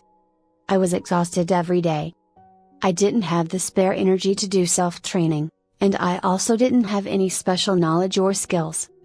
Being a cheat with reincarnation perks? If I had such things, then I won't be going through hardships. Being a cheat through knowledge from home? I don't have such knowledge, and I wouldn't know how to apply it to this world. There was a scenery with occasional floating rocks. There's the blue sea and sky dot and also the white clouds, but I'm getting tired of just that. I grasped the rifle tightly while controlling myself from going insane. I, who had been in my previous world, was thinking that perhaps if I commit suicide with this rifle, a better life would await me next, but I vigorously shook my head sideways. Even if I die alone, it wouldn't resolve anything. Instead of me, it would be Colin that becomes victim to the perverts. I give up on that thought and raise my head. The sun was radiant. I had been thinking many times that perhaps I could try abandoning everything and running away. However, this world is more dangerous than Japan from my previous life. With monsters and thieves, one's life is always at risk. In my current situation, I'm flying out alone without even a means of economic security. I miss Japan from my previous world. I'm getting fed up with this situation where I can't find refuge. This world is harsh for mobs. I've been speaking to myself a lot, but I don't care. I'm done for if I come across sky pirates at a time like this. With such a thought, I once again become cautious of my surroundings, and then a sudden wind blew strongly. The map made a flapping sound. The compass had been placed on top of the map to prevent a blowing wind from sweeping it, but the needle pointing to the destination spun around. What? As I got up, the wind blew even stronger, and I had to resist it or else my body would topple over. I clutched a nearby handrail and scanned my surroundings, but the sea was calm. The movement of the clouds was also normal. It doesn't look like a storm or anything is happening. As the boat proceeded, the sun was blocked by a shadow. Something above? I glanced up, and there was a white cloud. A large cloud. I looked at it and clenched my left fist tightly. There was something under the boat. Looking at the sea, a part of it was shining green. I slumped over, and hit myself on the forehead while bearing a smile. That's right, it's this thing I've come across that. Perhaps it's because of the microtransactions? Or perhaps it was here from the beginning? Well, it doesn't matter either way. I've hit it. I've struck the jackpot. I got up, spread both of my hands out wide, and looked up to the sky while raising a cry. I really am thankful that this thing exists. I had been thinking that it would be nice if it existed. I came here without too high expectations to confirm it, but I hit the jackpot. Whoops, I still haven't gotten my hands on it yet. Pulling myself together, I moved to the rear of the boat and operated the propeller mechanism. I moved the boat close to the sea. Heading to the place that was casting light, the boat began to creak as it shook. I lowered my body and clung onto the boat. Please work. Though I wasn't operating the boat, it began vigorously rising. The force was too much for me to get up. I could only bear with it while I was on my knees. The soaring boat was thrown entirely into a cloud, and my surroundings were pure white. My body's cold. My clothes are wet. I protected my rifle by tucking it under my robe, and I moved the boat while not being able to see anything in the cloud. There was something sweeping from outside the cloud, and I moved the boat in the direction against it. I moved to oppose the sweeping while not seeing anything, but it felt as if I was moving along the raging stream. Well, I've never experienced a raging stream, but anyways, a violent wind was blowing within the cloud. The engine made a loud sound as it was being pushed to its limits. However, even that sound was being drowned out in the roar of the wind despite that I'm right next to it. The two needles on the compass were spinning round and round, not serving to be of any use, and I was in a state where I didn't even know where I was. Yet, I had no choice but to continue moving against the flow, and when I realized it, my body was drenched in water. It was cold to say the least. My clothes, soaked with water, felt heavy. The boat was somehow operating against the stream, but I was uneasy about if this would work. I was challenging a storm by myself, alone. I beg of you. I'll ask again and again for my chances! It's been several tens of minutes, or perhaps several hours. With my sense of time also being unclear, The overworked engine began to spout a fire. Wait a minute. If I get thrown out like this, it'll be a disaster instantly, the worst case scenario popped up into my head. In the next moment, the engine exploded and the propeller spun away while on fire. The fire spread onto the wooden boat, and it suddenly began to shake while I was thinking that I needed to extinguish the flames. The boat violently shook, pierced through the cloud, and was thrown out. Then right there, a floating island covered by the cloud appeared. Being ejected from the cloud, I resigned myself to my fate, but my eyes opened wide upon seeing the floating island. It's something I've viewed many times in the game, but when seeing it in reality, it was grand. The island was entangled with the roots of large trees, and was green from being wrapped up in nature. Looking at the surface of the dirt, roots were also sticking out from it, and there was vegetation growing there. How amazing! I gradually approached the island. Actually, I suppose it was my boat that was heading towards it. I tried moving it in a panic, but since the engine was blown away, I couldn't operate it. While I'm on the topic of the engine, it was also on fire and very dangerous. Are you serious? While approaching the surface of the floating island, I held onto my luggage and calculated the timing so that I could jump off the boat and escape. Letting go of the luggage I was holding, I rolled over onto the surface and stopped when my back hit a large tree root. The boat smashed into pieces when it crashed into the surface, and my luggage fell apart as it scattered around. I got up in pain as I wiped my cold sweat. Ah, that was dangerous. It was risky to come here on boat. Things would have been easier had it been a larger airship, but we didn't enough money to buy one. While I'm talking about this, we've also run out of money from our loans. But, I managed to somehow arrive. My vision was still flickering. I hurried to gather my important luggage while holding my aching head. Some of the luggage had been burned, but I'll be able to manage somehow with what's remaining. I gathered the luggage in one place and collected wood from the burnt boat. I arrived at my destination, but I lost my boat. With this, I really can't escape. There won't be a problem if I can retrieve that which is laying dormant in the island, but I won't be able to leave if that isn't there. Sitting down to take a break, it seemed that quite a bit of time had passed. The surroundings have begun to darken. I took out food and water from my luggage to eat. I ate some cracker-like food and washed it down with water into my stomach. It was food that only served to fill the stomach rather than satisfy taste. If nothing's here after I've come this far, then I can only laugh. Things will be busy starting tomorrow. I start a bonfire using the broken pieces of wood from the boat and warm my cold body. I checked the condition of my rifle and also looked for any abnormalities in my other equipment. It seems fine. All things considered, it's quite the relief that this thing is okay. Within the light of the bonfire, I count my bullets and load them into magazines. The bullets I have are specially prepared ones. A mark of a thunderbolt is inscribed on the surface, indicating that they're different from normal bullets. In terms of Japanese yen, a typical bullet goes for around 3,000 to 5,000 yen.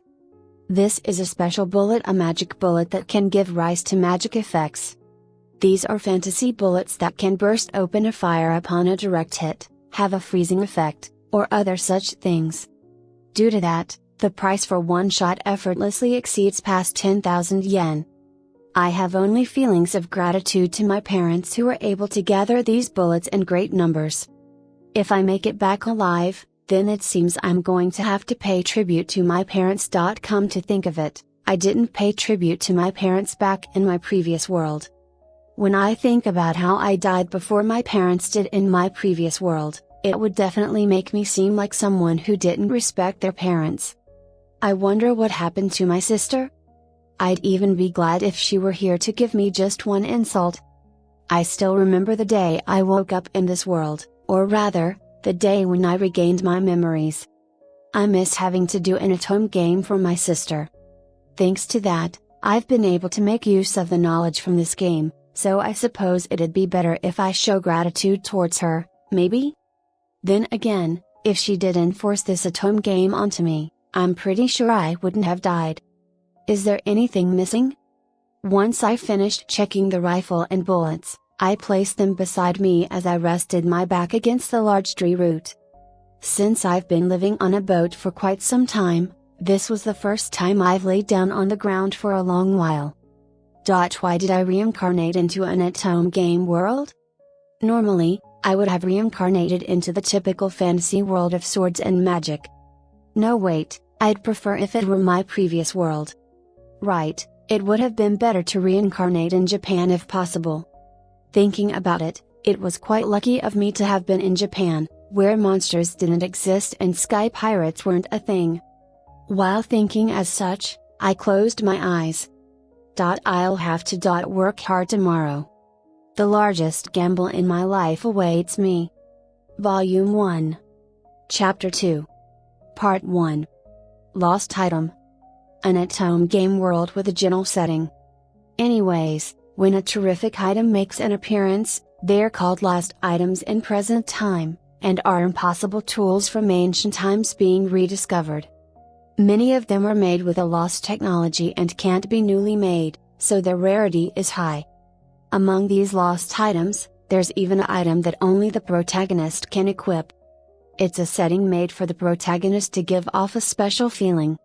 This floating island I arrived at is the one where that very item is sitting at. Advancing through the forest which didn't have any path maintenance, I wiped my sweat, unsheathed and readied my sword, then proceeded while cutting away at the grass and branches. Just moving forward alone is a pain. The ground's all mushy, and I've fallen over many times. It would have been better if I had my hatchet. Advancing through the forest, I progressed by cutting away grass and branches while thinking about how much easier it would have been to have a hatchet. I brought one along, but when I got thrown out, the handle broke and it was no longer useful. I wasn't supposed to use this sword for anything other than training. This is more or less the mindset of nobles. I'd wake up early in the morning and train the basics under my father's guidance. Noble houses would employ a mentor or a tutor, but poor nobles don't really have the leeway to hire someone. I look at my surroundings. I'm aiming for the center of the island, but it's taking a long time to get there, unlike how it was in the game. As expected, it seems that the game and reality are different. To start with, traveling along a path that hasn't been maintained is hard. I can't be careless about the snakes, insects, and other living creatures, but above all, the most dangerous thing is, it's here again. I complained in a low voice while hiding. I crouch down onto the ground and conceal myself as the enemy passes by. This enemy isn't a monster. It's a round robot with full body armor that travels by floating along. It doesn't have any feet, and it moves by floating in the air with a bit of a tottering manner. It's a machine that's characterized by its long arms and pointed hat on its head, and is a robot that's tasked with defending its base, the island. It seems that it periodically makes rounds within the forest. While staying still and holding my breath, I pray that I don't get discovered. Confirming that the machine had passed by me, I get up and quickly leave the scene. I was spared from being torn apart. Since this operating machine is protecting a base that is already devoid of people, it holds a strangely lonely setting, but getting caught will be a disaster. The robot has continued to run since ancient times to protect the island, and has broken or rusted parts here and there. Since it hasn't been able to find me, I suppose it's half broken. I want to hurry and get to that base. There's a base within the floating island. It's the base where the lost item is residing, but robots are guarding it. The setting didn't explain this in detail. Within the game, it was a place to gather useful late-game items. In short, it was the point where you could get the microtransaction items. Though there was a chance for the protagonist and CEO to get kicked out, it was the moment where one could get those items. I proceeded through the forest while cautious, and came across a building after walking for several kilometers. The building was entangled with ivy, and grown trees were sprouting through the roof, making it look worn out. It was probably left untouched for a very long time. It's a bizarre scene that resembled what I saw in the game, but it feels fresh when seeing it in real life. Now this is proof that I've reincarnated here. I had been thinking that perhaps these recalled memories were actually just delusions. That I was only under the impression that I reincarnated. I thought about it many times. It was also possible that I was only seeing this world as the world of that game. While in relief that I haven't gone mad, I entered the building with caution. The defensive equipment in the building is broken, and most objects were immobile due to tree roots and ivy. It was a building made of concrete. There was electrical equipment implanted into the walls. It all resembled objects from the world I know about, and I can feel a sense of familiarity too. Old buildings like this are sometimes treated as dungeons, weren't they? There are old buildings like this on floating islands, where adventurers would gain treasure there and accumulate a fortune. Nobles would find new islands like this and then would be praised if they conquer a dungeon. They take pride in being the descendants of great adventurers. It could also be said that they're breaking into historical sites, though. Adventurers plunder treasures from precious historical sites. Sometimes they'll nonchalantly destroy historically valuable things for the sake of fortune. Looking at it another way, they're destroyers and looters. Well, I would do the same for the sake of not getting sold off to perverted old women. I wouldn't say that in front of people, though. Continuing along the pathway, I discovered an open door. However, there was a swaying, floating machine in the passage. A robot tasked with defending had turned my way and noticed me.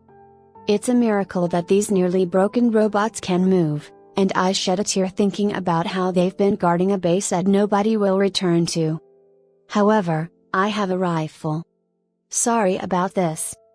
Having made an apology to the machine that's been protecting the institution up until now, I pulled the trigger.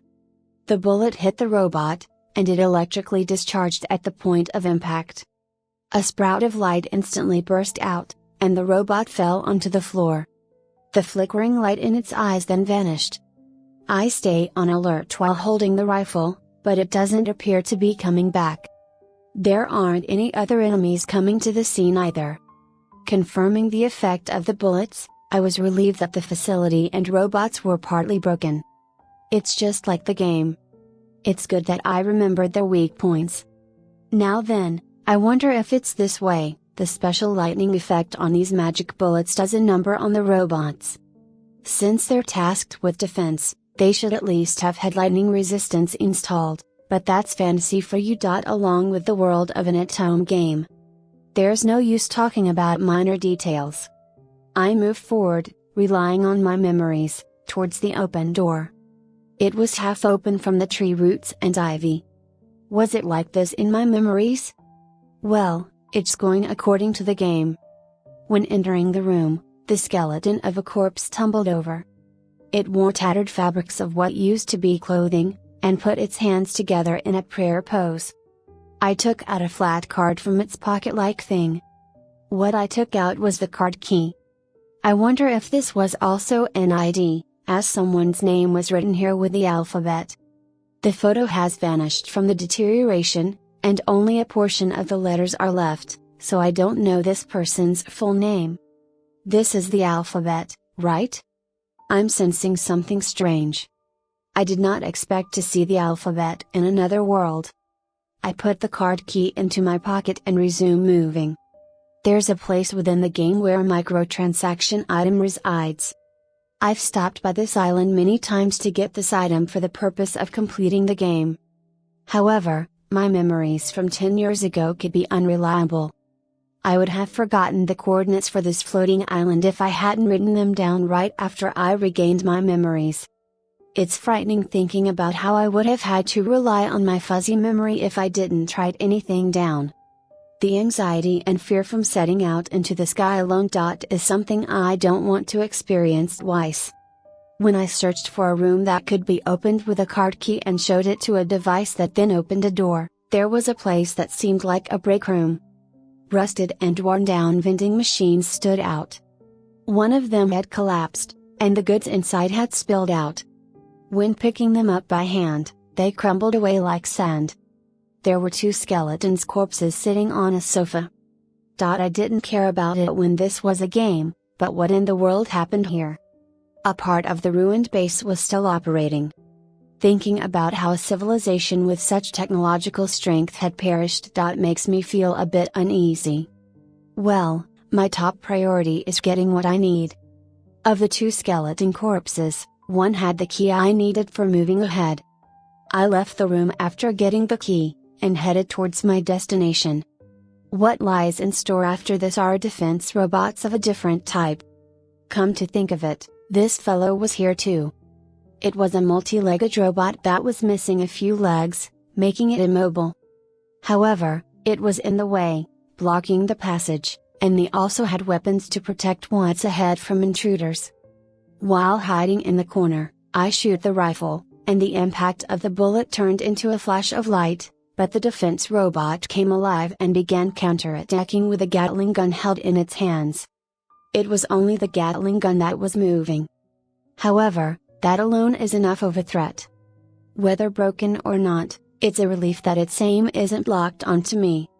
Whoa there! As I hid in the corner, I load the next bullet with a bolt action mechanism, and attack with the rifle while still hiding. So as to not present myself, I use a mirror to look at the situation while attacking in concealment. It may be cowardly, but tackling this in the first place is like poking a wasp nest.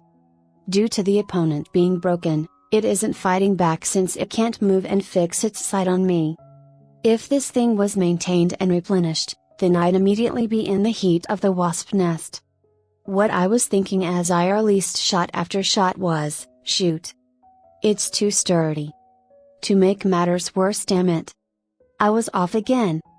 Calculating the consumption of bullets in my head, this is taking up an outrageous amount of money. Since I'm shooting it with a bad posture, the shots aren't hitting, and to add insult to injury, when they do hit, the thing is still operating. After numerous shots, the thing finally stopped functioning, and once I checked, it turned out that I used up nearly 30 bullets. Thinking about how it was in the game, it should have only taken around 10 shots. Perhaps things really have changed now that this is real? I refocused my mind and afterwards, I headed to my destination while keeping a lookout and keeping company with defense robots. I kept moving forward, aiming for the core of the base. When I realized it, only a few of the bullets I brought were left. I proceeded through the dim passage, with only a fragment of light remaining, and then I finally arrived at the location of my objective. I used the key to open a door. I continued on through a staircase leading to the basement. I couldn't see anything in the darkness, so I fetched out a lantern and turned on the light. If electricity exists, I'd at least like there to be flashlights. This is a world where light bulbs exist, but no flashlights. Due to that, they still use lanterns. I descended the stairs while raising a complaint. Within the dark passage, there were occasionally fallen human bones that provoked a sense of fear. I don't know what went on in this place, but if possible, I'd like quickly get I came for and go home.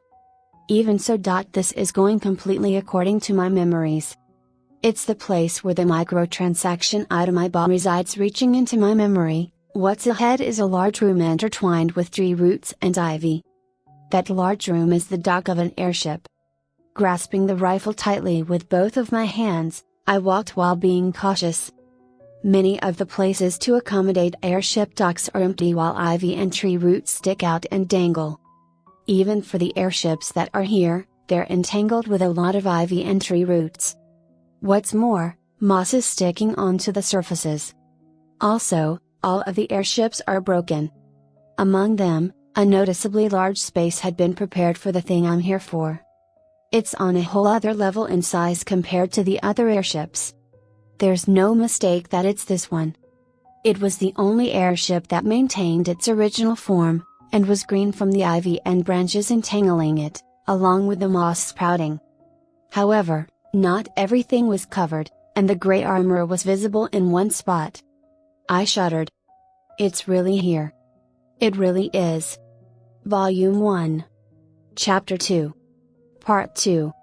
I slowly put my feet on the ramp and made sure that it wouldn't break as I approached the airship.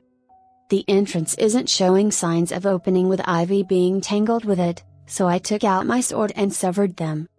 Then, once I opened the entrance with the card key, I entered the ship's the warship's interior. Unlike the outside, it was still beautiful and lacked ivy or moss. It's classified as an airship that can become a flying battleship. No wait, it's a spaceship, so I suppose it's a cosmic battleship? At any rate, the design of the warship's interior was very futuristic. It seems to come from a whole different universe. Especially compared to the game it appears in. The interior isn't visible in the game, so this is the first time I'm seeing it. I wonder if it was like this there? I'm estimating the size to be around 700 meters, making it an enormous cosmic battleship. It's questionable whether something this large can fly, but this is a world where islands and continents can float. Among them, some of the smaller islands have even been remodeled to become airships. I've heard that their size easily surpasses 1,000 meters, and they're like a mobile fortress. I can't really make a comparison here since I haven't actually seen them, but this is a world where it's not strange for something of this size to fly. It seems that in this world, something of this magnitude is indeed large, but not rare. On the outside, it basically has an engine that's like a square box on both sides of the machine's rear. Its aerodynamic body means that its head is pointed forward, so when looking at it from up top in the game its graphic looks like an isosceles triangle with squares attached to both sides. The shape itself is simple, with no propellers on the deck, sail, or anything of that sort. The shapes of airships in this world vary. A common airship shape is one that resembles a rugby ball. Honestly, it seems that there isn't really a fixation towards the shape, probably since the level of difficulty in making an airship is low. It's easy to make it float in the first place. Hence, people tend to develop airships and then adventure around or do something else. As I moved through the warship's interior, the lights automatically turned on, so I shut off my lantern. After coming this far, there's only one obstacle remaining. I intend to make it to the spaceship's center and get it to move. As I moved along this incredibly lengthy passage, I could only hear the sound of my own footsteps. Then, a door to my goal appeared, and I came to a halt while wiping my sweat. While tense, I checked the status of my rifle and confirmed whether there were bullets loaded into the magazines. I adjust my breathing. Time to move. I brace myself, open the door, and head inside. It was the central facility of the spaceship, the place where everything is controlled, the core. A very spacious area had been arranged here. In the middle of the room, a humanoid robot, whose upper half rose from the floor, was waiting. It had a large body. Its head had a simple shape, and within its visor were camera eyes that glowed red. A start-up sound resounded within the room. I readied my rifle. Intruder detected. Exterminate. Exterminate. The robot slowly came alive, and its size was about 6 meters. Its large hands moved to try and catch me, so I pulled the trigger on my rifle. However, the impact only let out a small explosion on the surface of its armor, emitting a flash that was it. So it really is going to be hard. When I loaded the next bullet, the ejected cartridge made a metallic clank as it hit the floor. Will you not permit me if I show it a key card? As I held the faint hope that it wouldn't stop me if I had one of the base members' key card, the robot in front of me replied in a calm tone. The card key you own is from a base staff member. Your body features did not match the member, nor any of the other staff members. Additionally, it has been judged that the survival of the owner, and the people of the space, is hopeless. Therefore, you are an intruder. Exterminate. Thanks for the honest reply, at least. I had heard a synthesized electronic voice. I did not expect it to be able to hold a conversation. I think it's a bit surprising how direct its answer was, but I don't have the leisure to care about that right now. The next shot was on the mark, but it likewise didn't deal that much damage. I run to escape its arms that extended out. When I took a cylindrical object attached to my belt, pulled out its pin, and after I threw it, the opponent tried to ward it off with one hand. However, when trying to do so, it exploded on impact. It brought forth an electrical shock stronger than what the bullets could do, and the robot opponent temporarily halted. Fumes were coming from its joints. Alright. While I was being glad that I hadn't missed, the visor on the robot's head shined. Attacks from magic have reached critical levels. Now activating magic barrier. A faint light sprung out from its body to wrap it, as if protecting it entirely. Even when I fire shot after shot, it completely repels the magic electric attacks. Electricity doesn't even come out on impact, and there's no damage. How cowardly. The robot replied in response to my cry. Thank you. Though I was surprised that it thanked me, I switched magazines and readied my rifle. Are you broken? You kinda just thanked me. While I was shooting bullet after bullet with the rifle, it seemed that the movements of the opponent dulled a bit. Fighting cowardly is a compliment. That's what I've been taught. Is that wrong? It's wrong. Why do you have countermeasures against magic? This thing didn't have magic barriers in the game. I've been cheated here. Simple answer. I cannot say that I understand magic, but analyzing and preparing countermeasures is natural, no? You sure are bright. Chatty too. While running around in the room, I continue pulling the trigger to attack consecutively. I've been searching for a weak point, but I can't see one. If I ask, will it tell me? It's been a very long time since I've spoken like this. I may be in a state of excitement. I'm wondering what this machine is talking about, but this cheat level spaceship is a lost item. The culmination of ancient technology, a microtransaction item I bought for 1,000 yen. It's a bit odd that this was 1,000 yen, but anyways, there's no doubt that it's a potent weapon. It wouldn't be strange for there to be an eye, but I didn't think it could converse. Perhaps it's because the setting for this wasn't established in the game. I take another cylinder from my waist, a hand grenade. Is that possibly a hand grenade with magic effects? There will be no effect on my current, idiot. I throw it, take a distance, and stoop down. The enemy didn't try to defend against it. However, when the grenade hit the robot opponent, it made a large explosion that was unlike the previous one. I tumbled over to the corner of the room from the blast, but I soon got up. Black smoke sprung out into the room, and visibility soon worsened. That's just an ordinary bomb. Tremendous power, right? I was hesitant on using it because it could have destroyed the ship. I'm going to use this spaceship later. It would have been better for there to be as few scratches as possible, so I didn't want to use it. Within the smoke-filled room, I lowered my rifle. This is only a fragment of the trump cards I have. Even in the game, my power was quiet. While thinking that this was it was over, a large hand then reached out from the black smoke and easily caught me. The impact made me drop my rifle, so I took out my sword and thrust it at the robot's fingers. However, the blade only chipped and it didn't cause any damage. Being grabbed this forcefully is very painful. Let go, I was surprised. That was just a powerful grenade? Since you all are so obsessed with magic, I didn't think that you would use weapons like this. What an interesting battle. A portion of the robot opponent's armor was torn off, exposing what's inside. The infrastructure, motor, and other such parts were visible. As it grasped me, it brought its face closer while looking at me. Your way of fighting is quite different from those in the past. That rifle is surprising, but I have an interest in those bullets.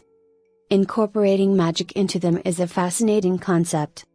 Using its camera lenses within its visor, it kept magnifying and retracting while looking at my face, moving frequently. I can't escape, and the strength of the hand it's using to seize me is gradually getting stronger. It threw a question at me as I was struggling. Question. What year is it in terms of the solar calendar? A. Solar calendar? As if I know. In terms of the whole Fault Kingdom calendar. Gaia.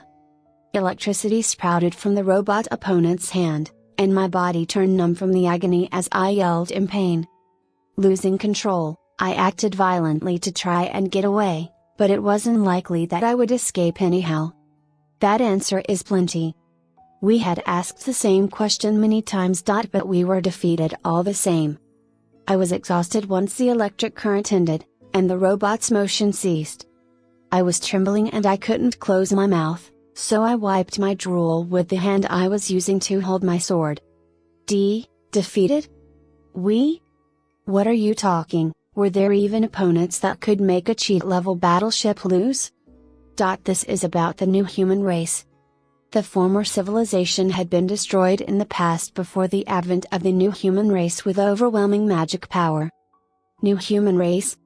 Is this part of the game-like setting? Did the Otome game include such a setting? I'm a little concerned. I wanted to deal with this simply. I wanted to be spared of any new facts when coming here. Well, such a thing has nothing to do with me. I need to get out of here somehow. And you are a descendant of the new human race. You are the enemy for me. I suddenly heard a low voice akin to an electronic sound. It was as if the voice was trying to label me as an enemy and eliminate me. That had a lot of emotion. Let's talk about this for a second. Hey, wait.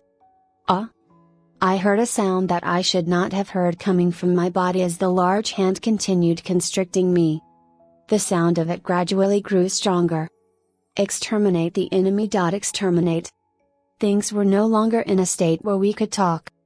It seemed that the robot was trying to crush me at once after having taken a large amount of damage.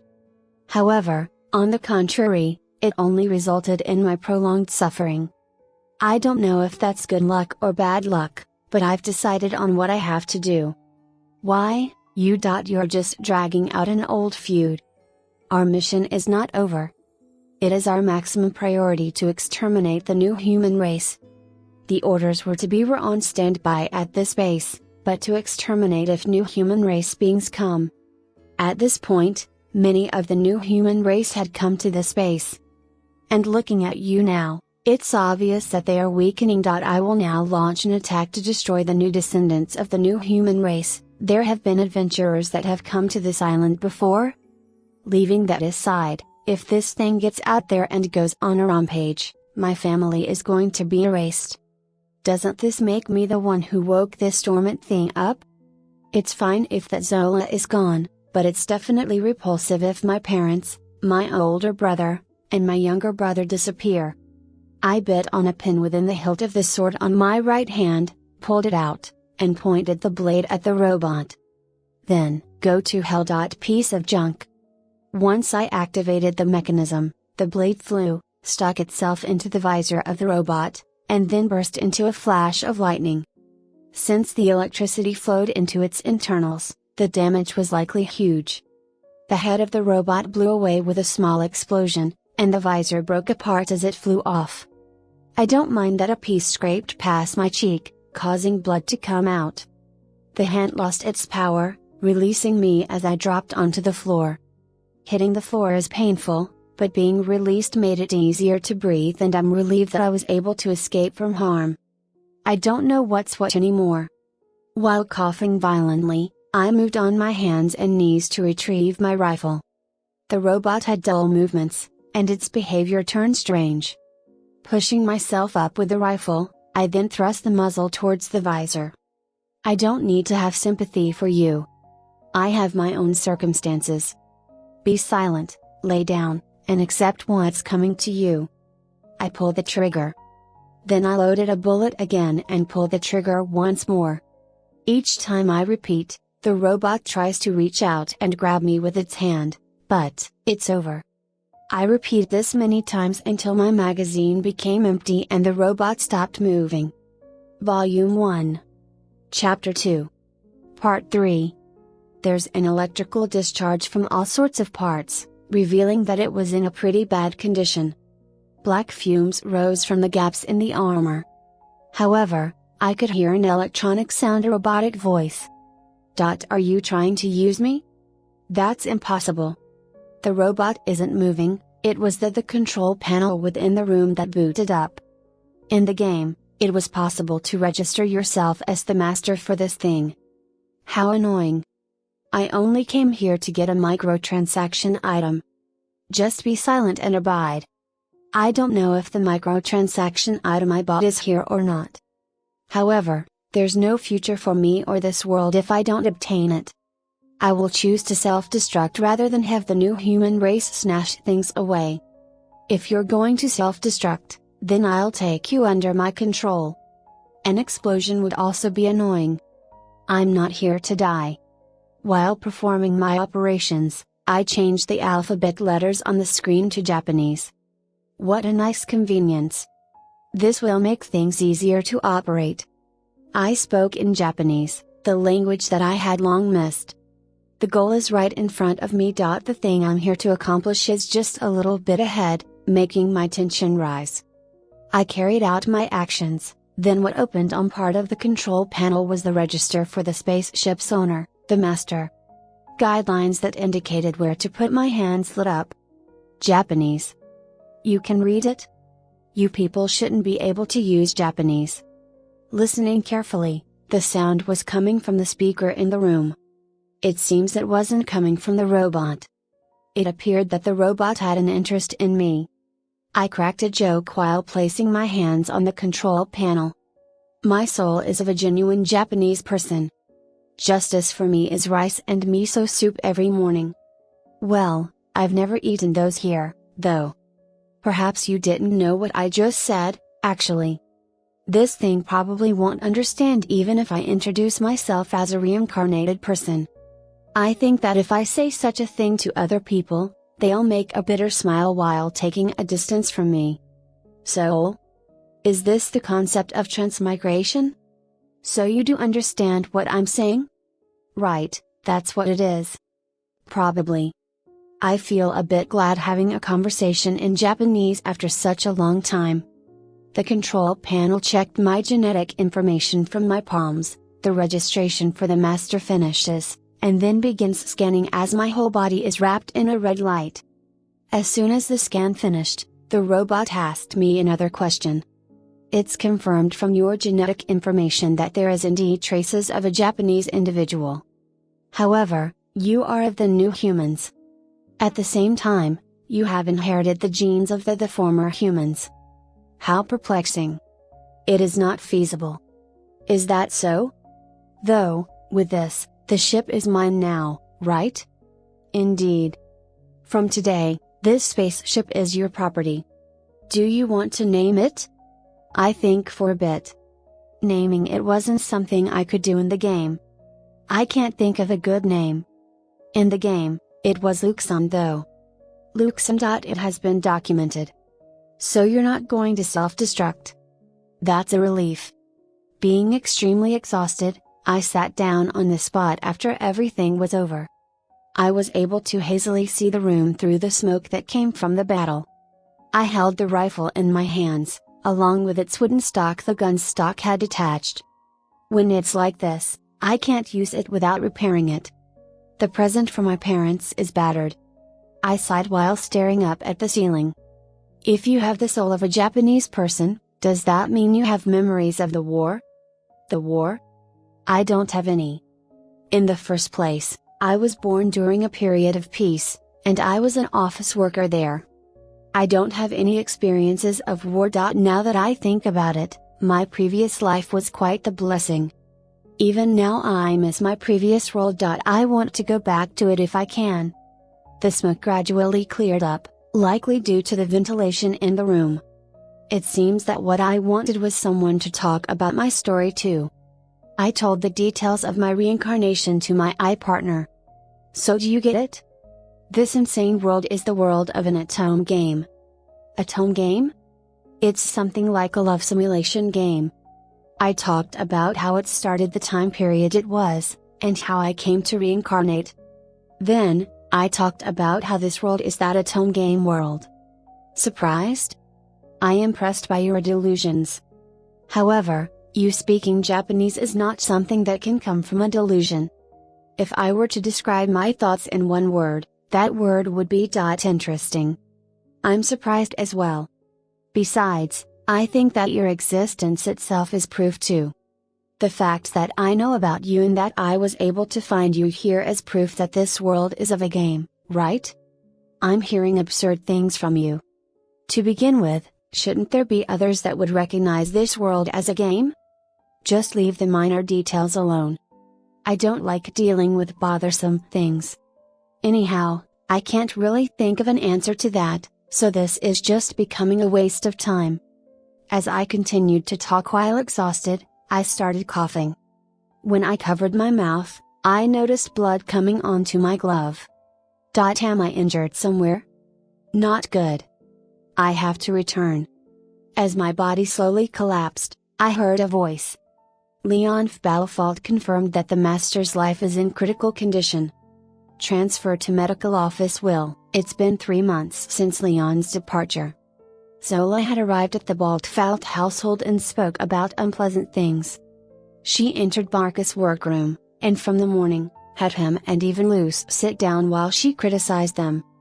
This marriage proposal I took great pains to arrange is ruined. That child really is an idiot. He flew out alone and selfishly got himself killed. She clutched Barkis' hand in annoyance.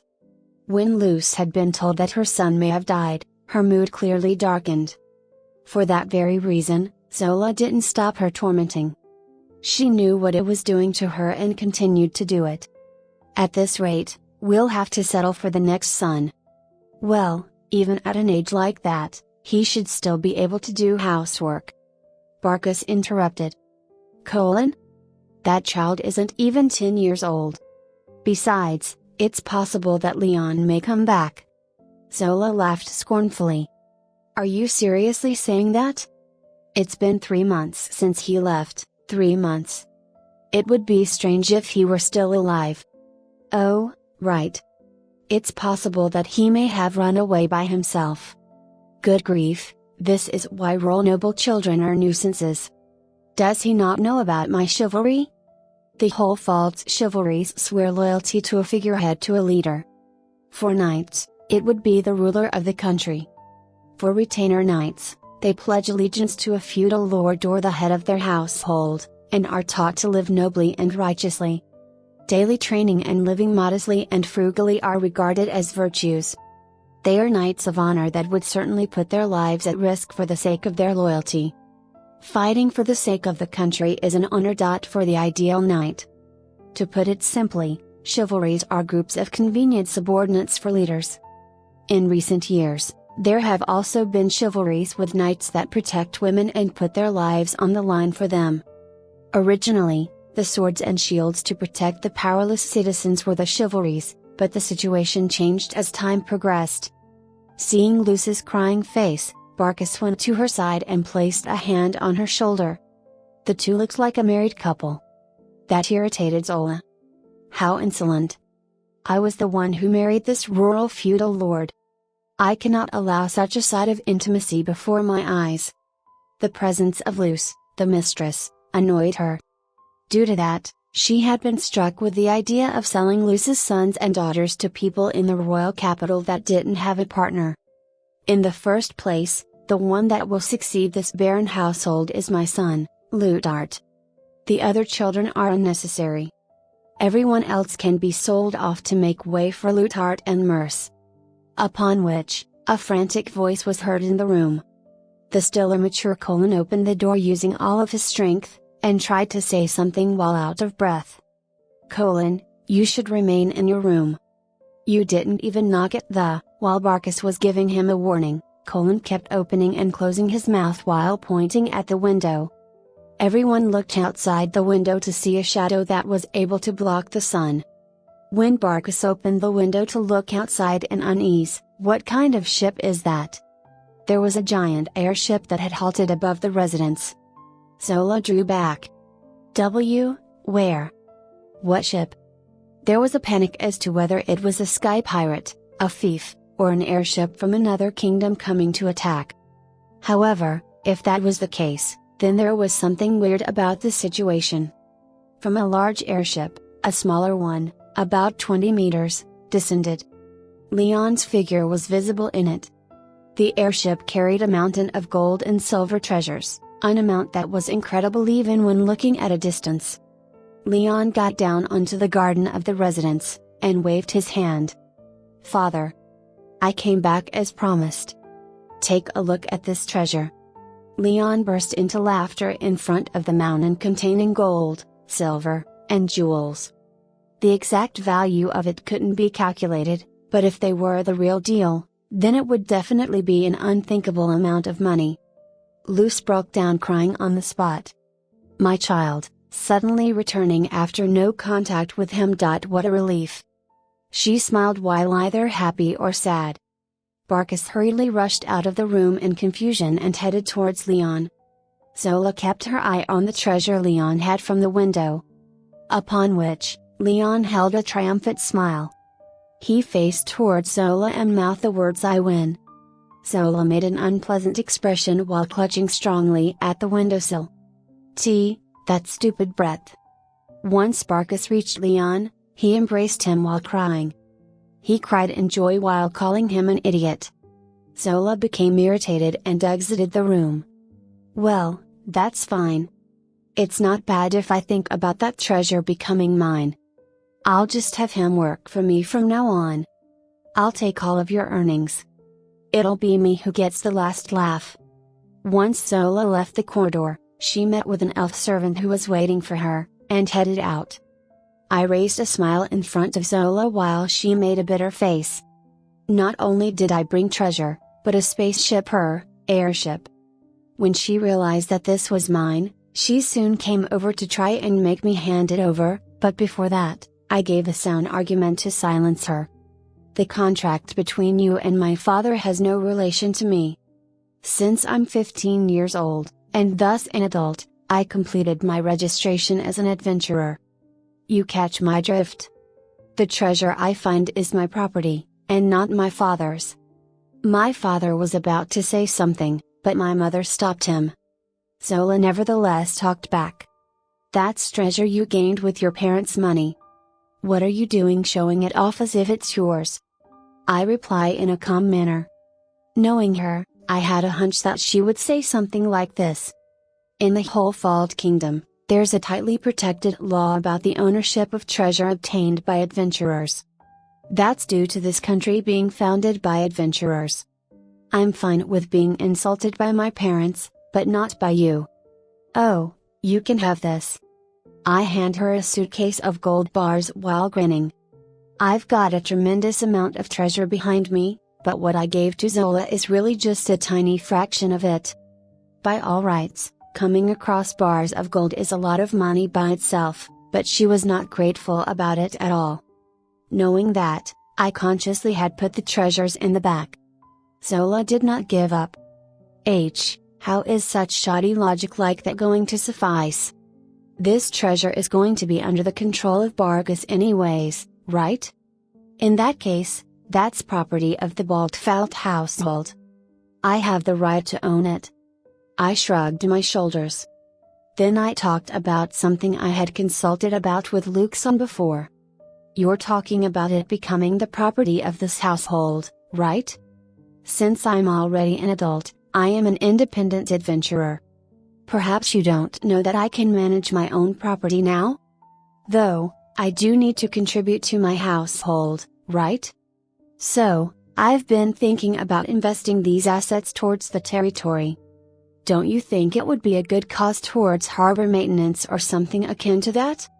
It felt nice seeing Zola furrow her eyebrows and scowl at me. If I just transfer the money or fortune to my household, it would definitely be in Zola's rights to take it. However, if I'm the one in control of the money and I invest it, an investment towards the development of the territory isn't something she can take. She can't tear off a portion of a built road or harbor and take it with her. Perhaps understanding that she was at a disadvantage, Zola withdrew. She took her elf lover and returned to her room in the mansion. I roared with laughter once looking at her back. My father hit me on the back. Idiot! You went too far. What are you trying to do by provoking her? that woman was trying to sell me off to a perverted old lady. I think I should be excused from just this much. Anyways, what do you think about this mountain of treasure? Amazing, right? My parents were certainly astonished looking at all the treasure I accumulated. Well, it's honestly amazing. However, did you report this to the guild? I nod and explain.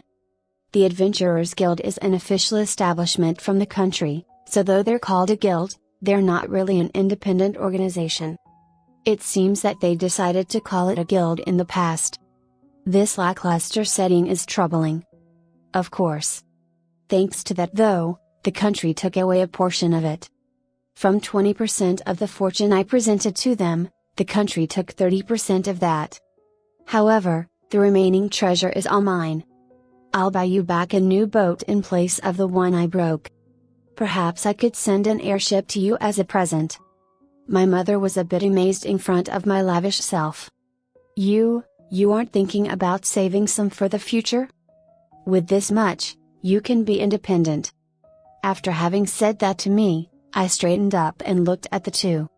There's actually something about that I have to talk about. I talked with my parents about what will happen hereafter. Volume 1. Chapter 3. Part 1. Enrollment. I came across a floating island. There was nothing particularly prominent on this small island. At a small mountain there was a forest and a river on the level ground section which was spacious. When I found it, it was an overly featureless floating island, but this is where I decided to hold my independent territory.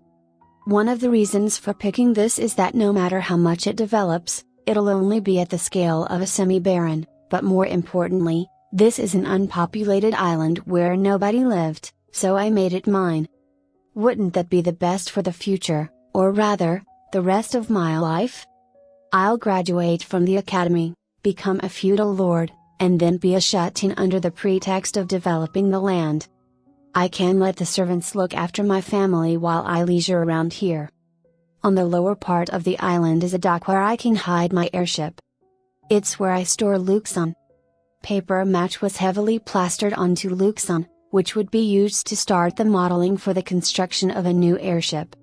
The ones making it are robots built for manufacturing. A red one-eyed orb with a metallic body was floating near me. It was about the size of a softball. Is it really necessary to make a Mach 1?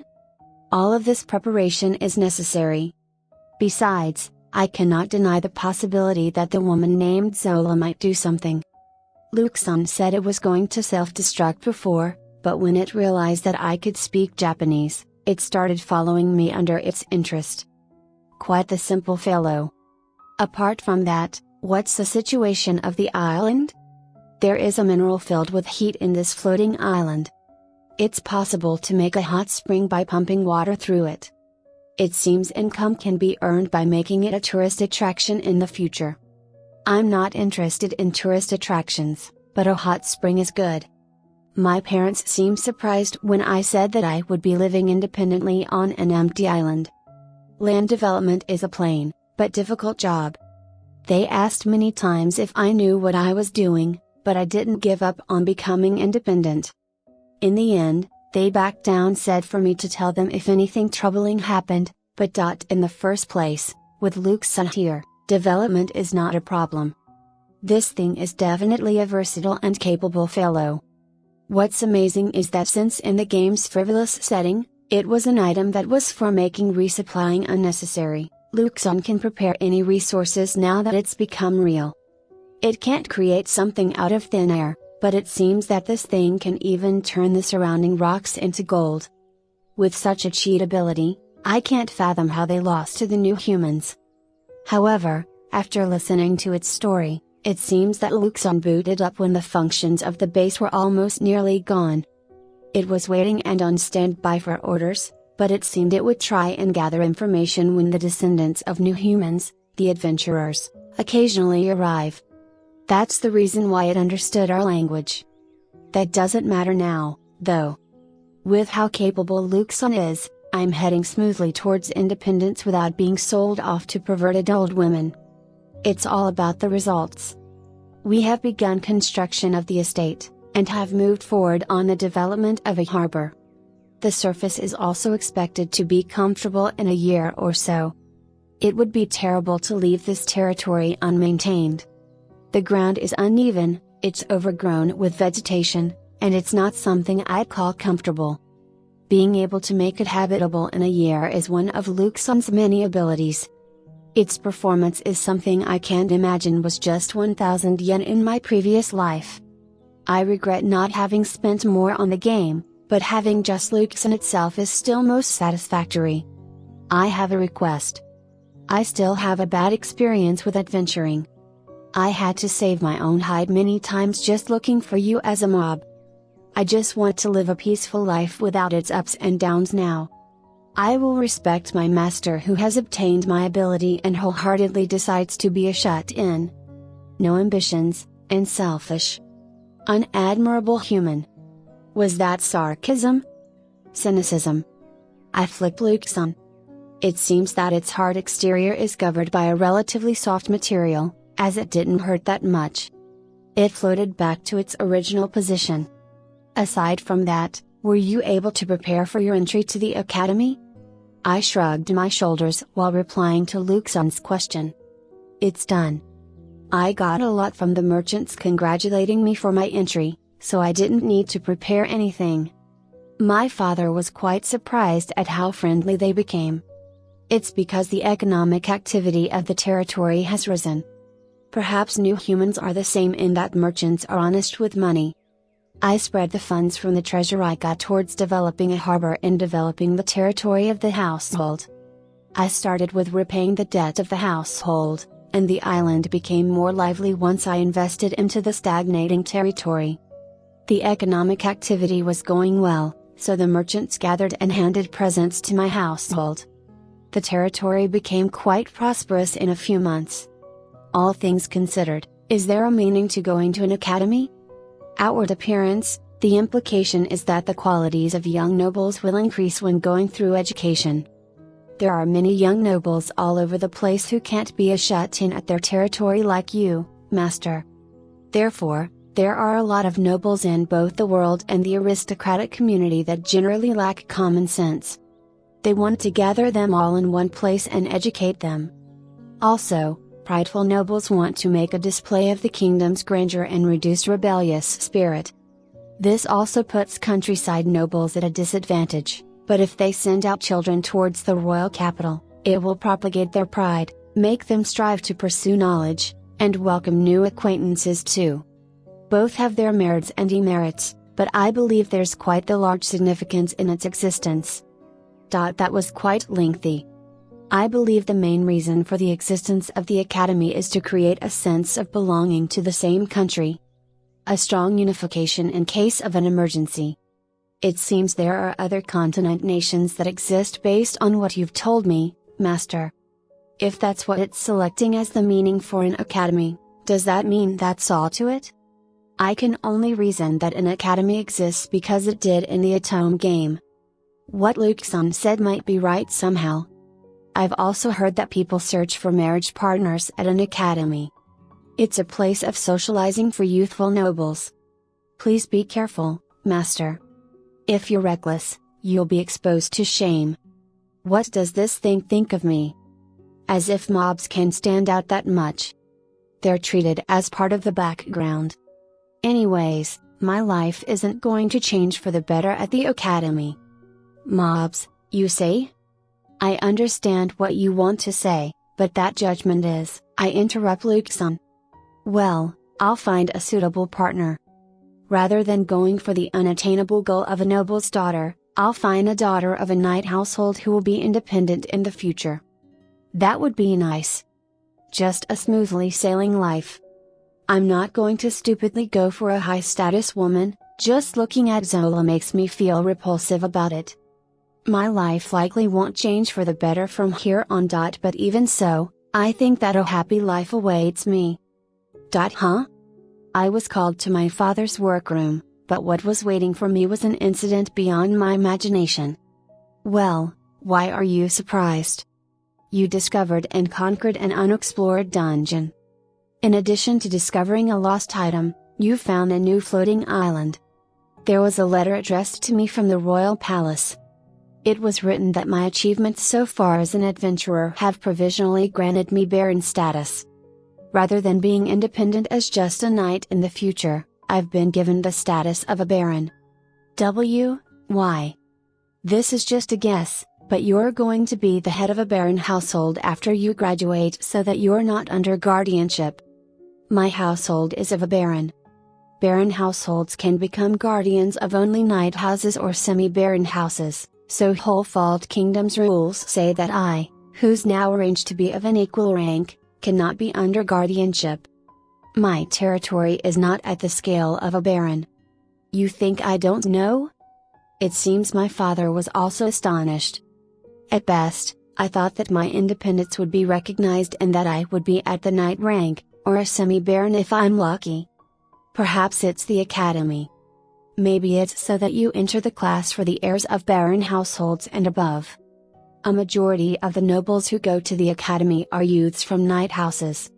The knight rank and semi-Baron rank are considered knight houses, and those considered nobles are from Baron houses and above. At the academy, there are two types of classes prepared, a class for the future successors of nobles, and a class for the many others. Knight houses attend the regular class and the nobles attend the advanced class. My older brother is in the regular class. Normally, since the second and third son aren't going to succeed the house in the future, they would take the regular class. Houses of higher rank or income would have their second and third sons go to the advanced class, but nobles from the countryside don't have the leeway, so they normally go to the regular classes. However, there's an exception for girls.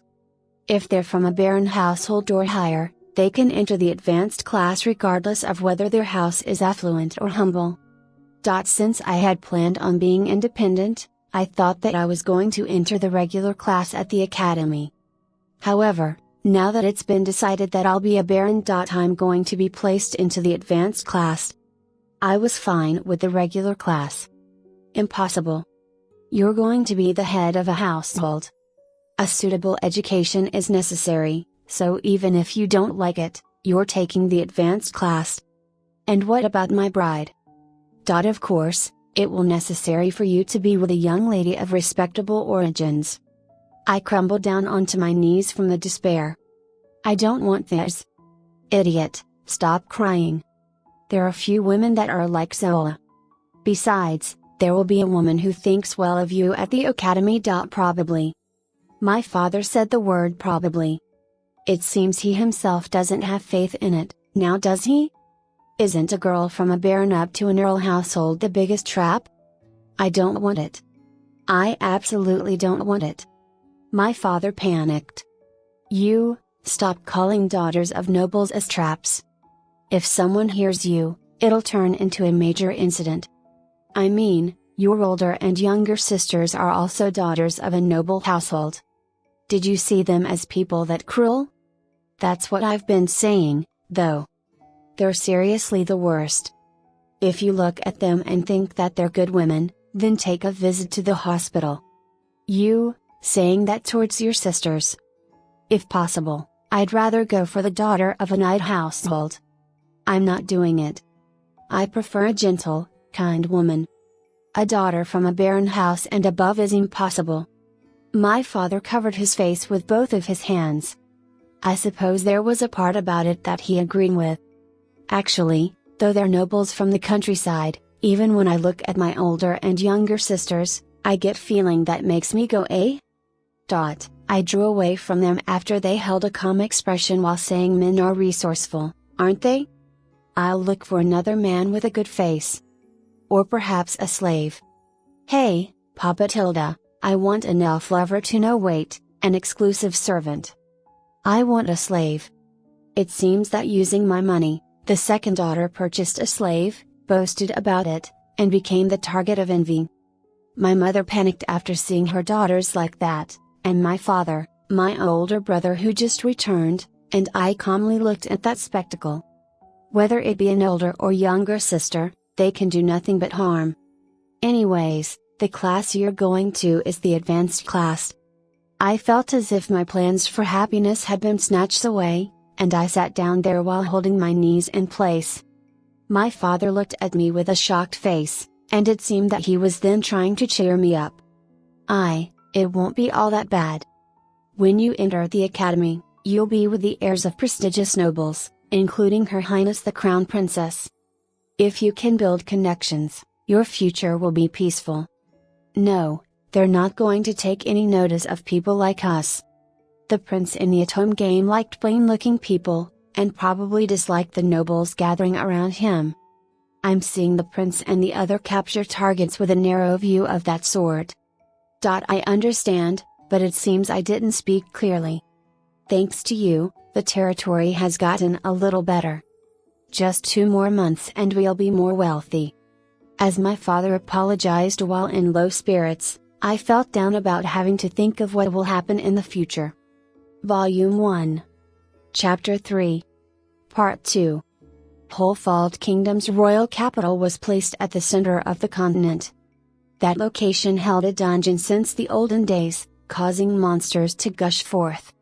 Yet at the same time, that dungeon is goldmine of resources for its output of demon stones. It's become a source of income and materials for the kingdom, and is the primary factor for why it rose up into a powerful nation. The continent is very large, and doesn't have just 1 or 2 sites for pumping water from the sea. There are numerous spots where water is being drawn, and the soil is rich.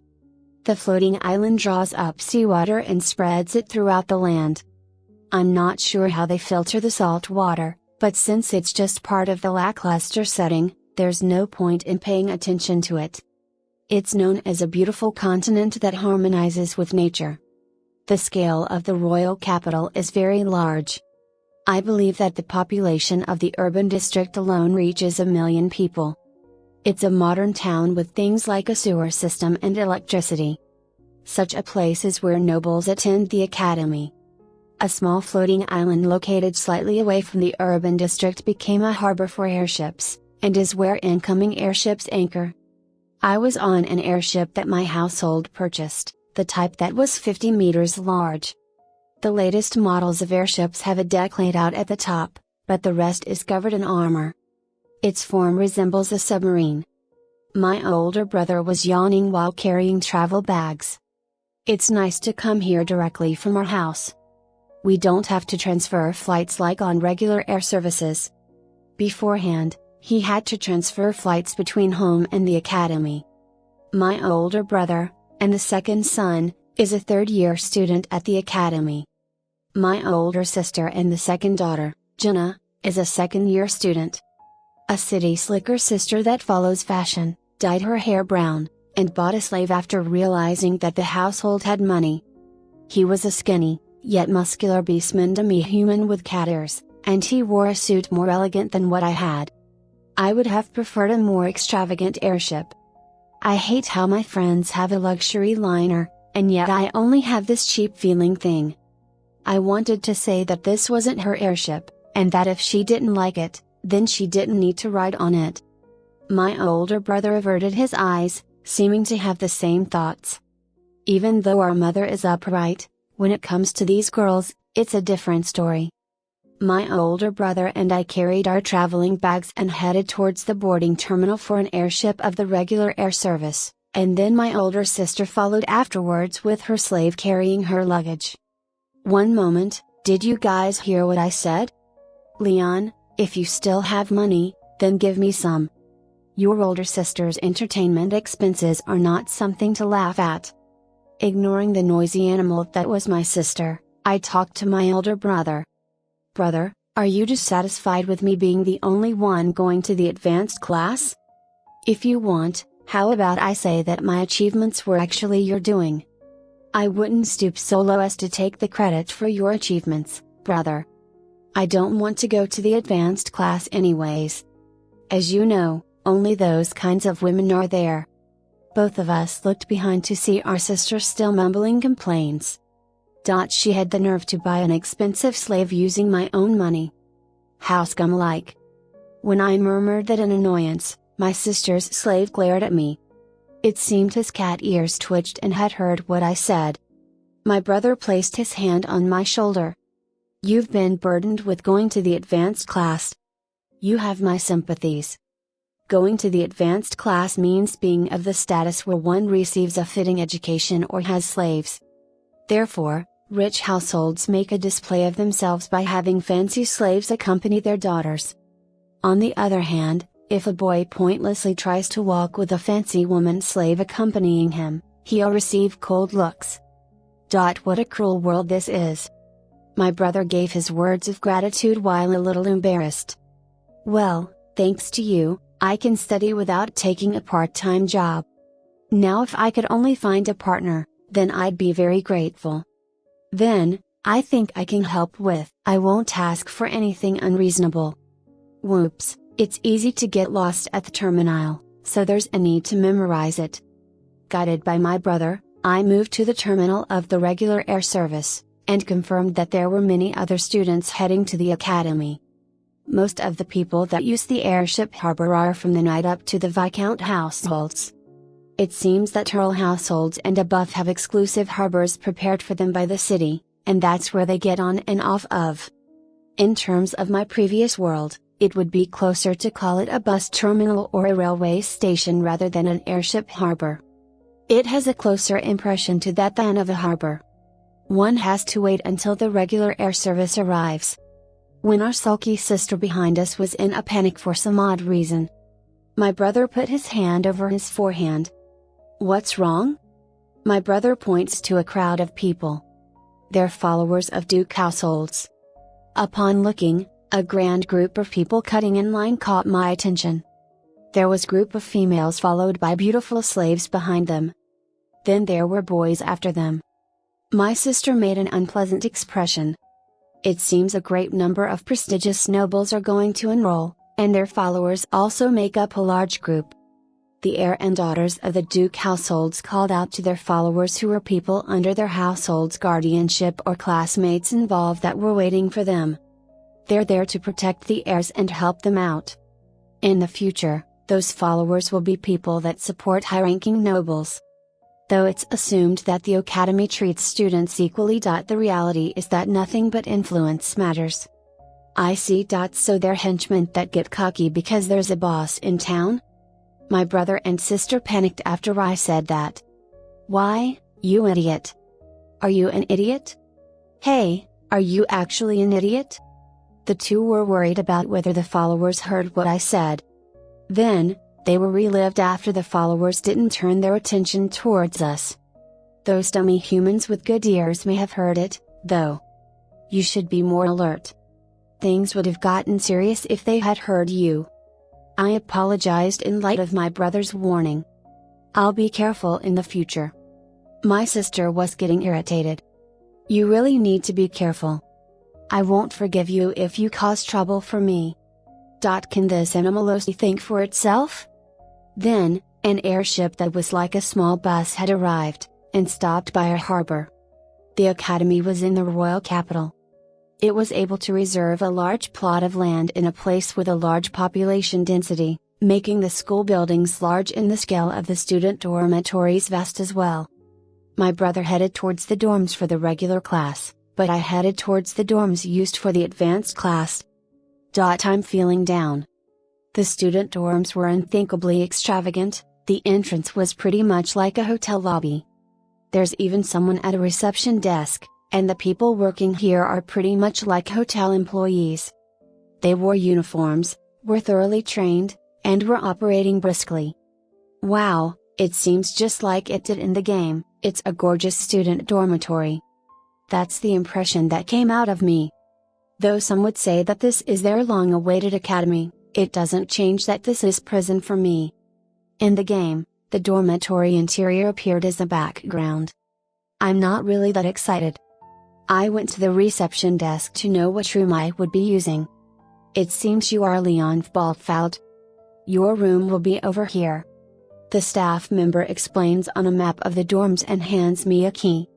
Be sure to look over the rules inside of your dorm. Afterwards, if you have any questions, then voice out to one of the people in charge. The way it was explained in an uninterested manner oozed with the sense of this being just a job to the person.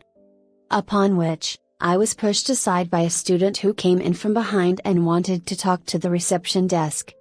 "Hey, guide me to my room." Surrounding the student with a very big attitude were boys that seemed to be followers. It seems that the person is from a rich Viscount family. The staff member, hearing the person's name, silently nodded. "Welcome. I will show you the way at once. Now then, I can carry your baggage." It was clearly different from how I was treated. What an academy this is! Perhaps it's because of this being the world of an Otome game, or perhaps it's because of this being a society of nobles. But there's some genuine preferential treatment going on here. It's also affected by one's popularity in the class, but the scale of their household and their influence have a big impact on the matter. Despite the academy singing praises about equality, there's clearly a difference in how people are treated. I want to go home already. I headed towards the corridor of my dorm while raising a complaint, and arrived at the dorm I was going to use for 3 years. I unlocked the door and entered the single room, but it wasn't that wide. The room had been cleaned, and my luggage had been sent and placed here already. When I opened a box and set it down in the room, I noticed that there were things like notebooks and textbooks for the academy, so I placed them on my desk. So this is where I'm residing for 3 years. I flipped through a textbook. Textbooks concerning magic are difficult, so I can't understand what's being written in here right now. This is the world of a game, and yet I'm fed up with things like this. I wanted a gentler world. Since you've arrived, I'd like it if you released me quickly. A voice called out from inside the bag I brought. When opening the bag and taking out what's inside, Luxon appeared and surveyed the room. "Tilda, my bad. I forgot. As expected of my master. Your ability to remember is something praiseworthy." I continued to tidy things up while listening to this thing's sarcasm. "So, how was your cruise?" "All surfaces of my main unit are in excellent condition. I have no impression of the cruise. Though my only surprise is the magic technology, it's still at a level reproducible by science. I will continue investigation magic technology in the future." In other words, there was something noteworthy about it. "So you're an I that can't be honest. Are you it, son dear? Oh? Are you trying to seek a womanly part within me?"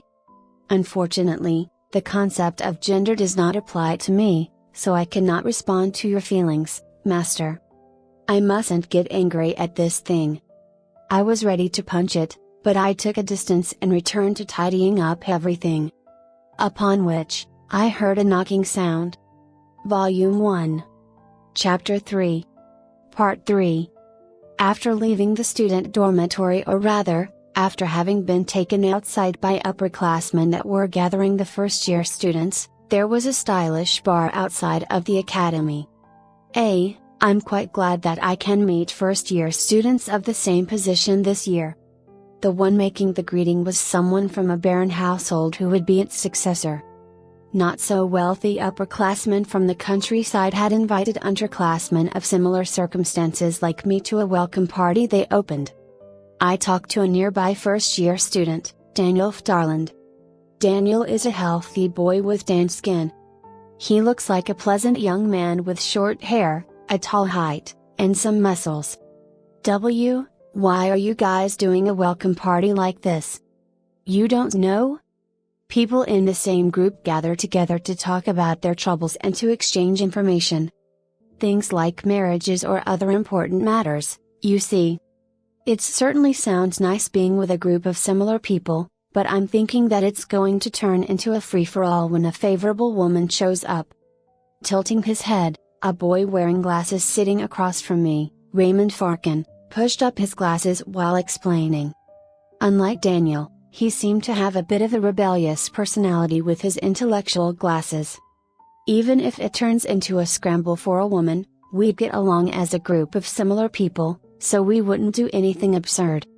If there's a dispute, we'll negotiate it amongst our group.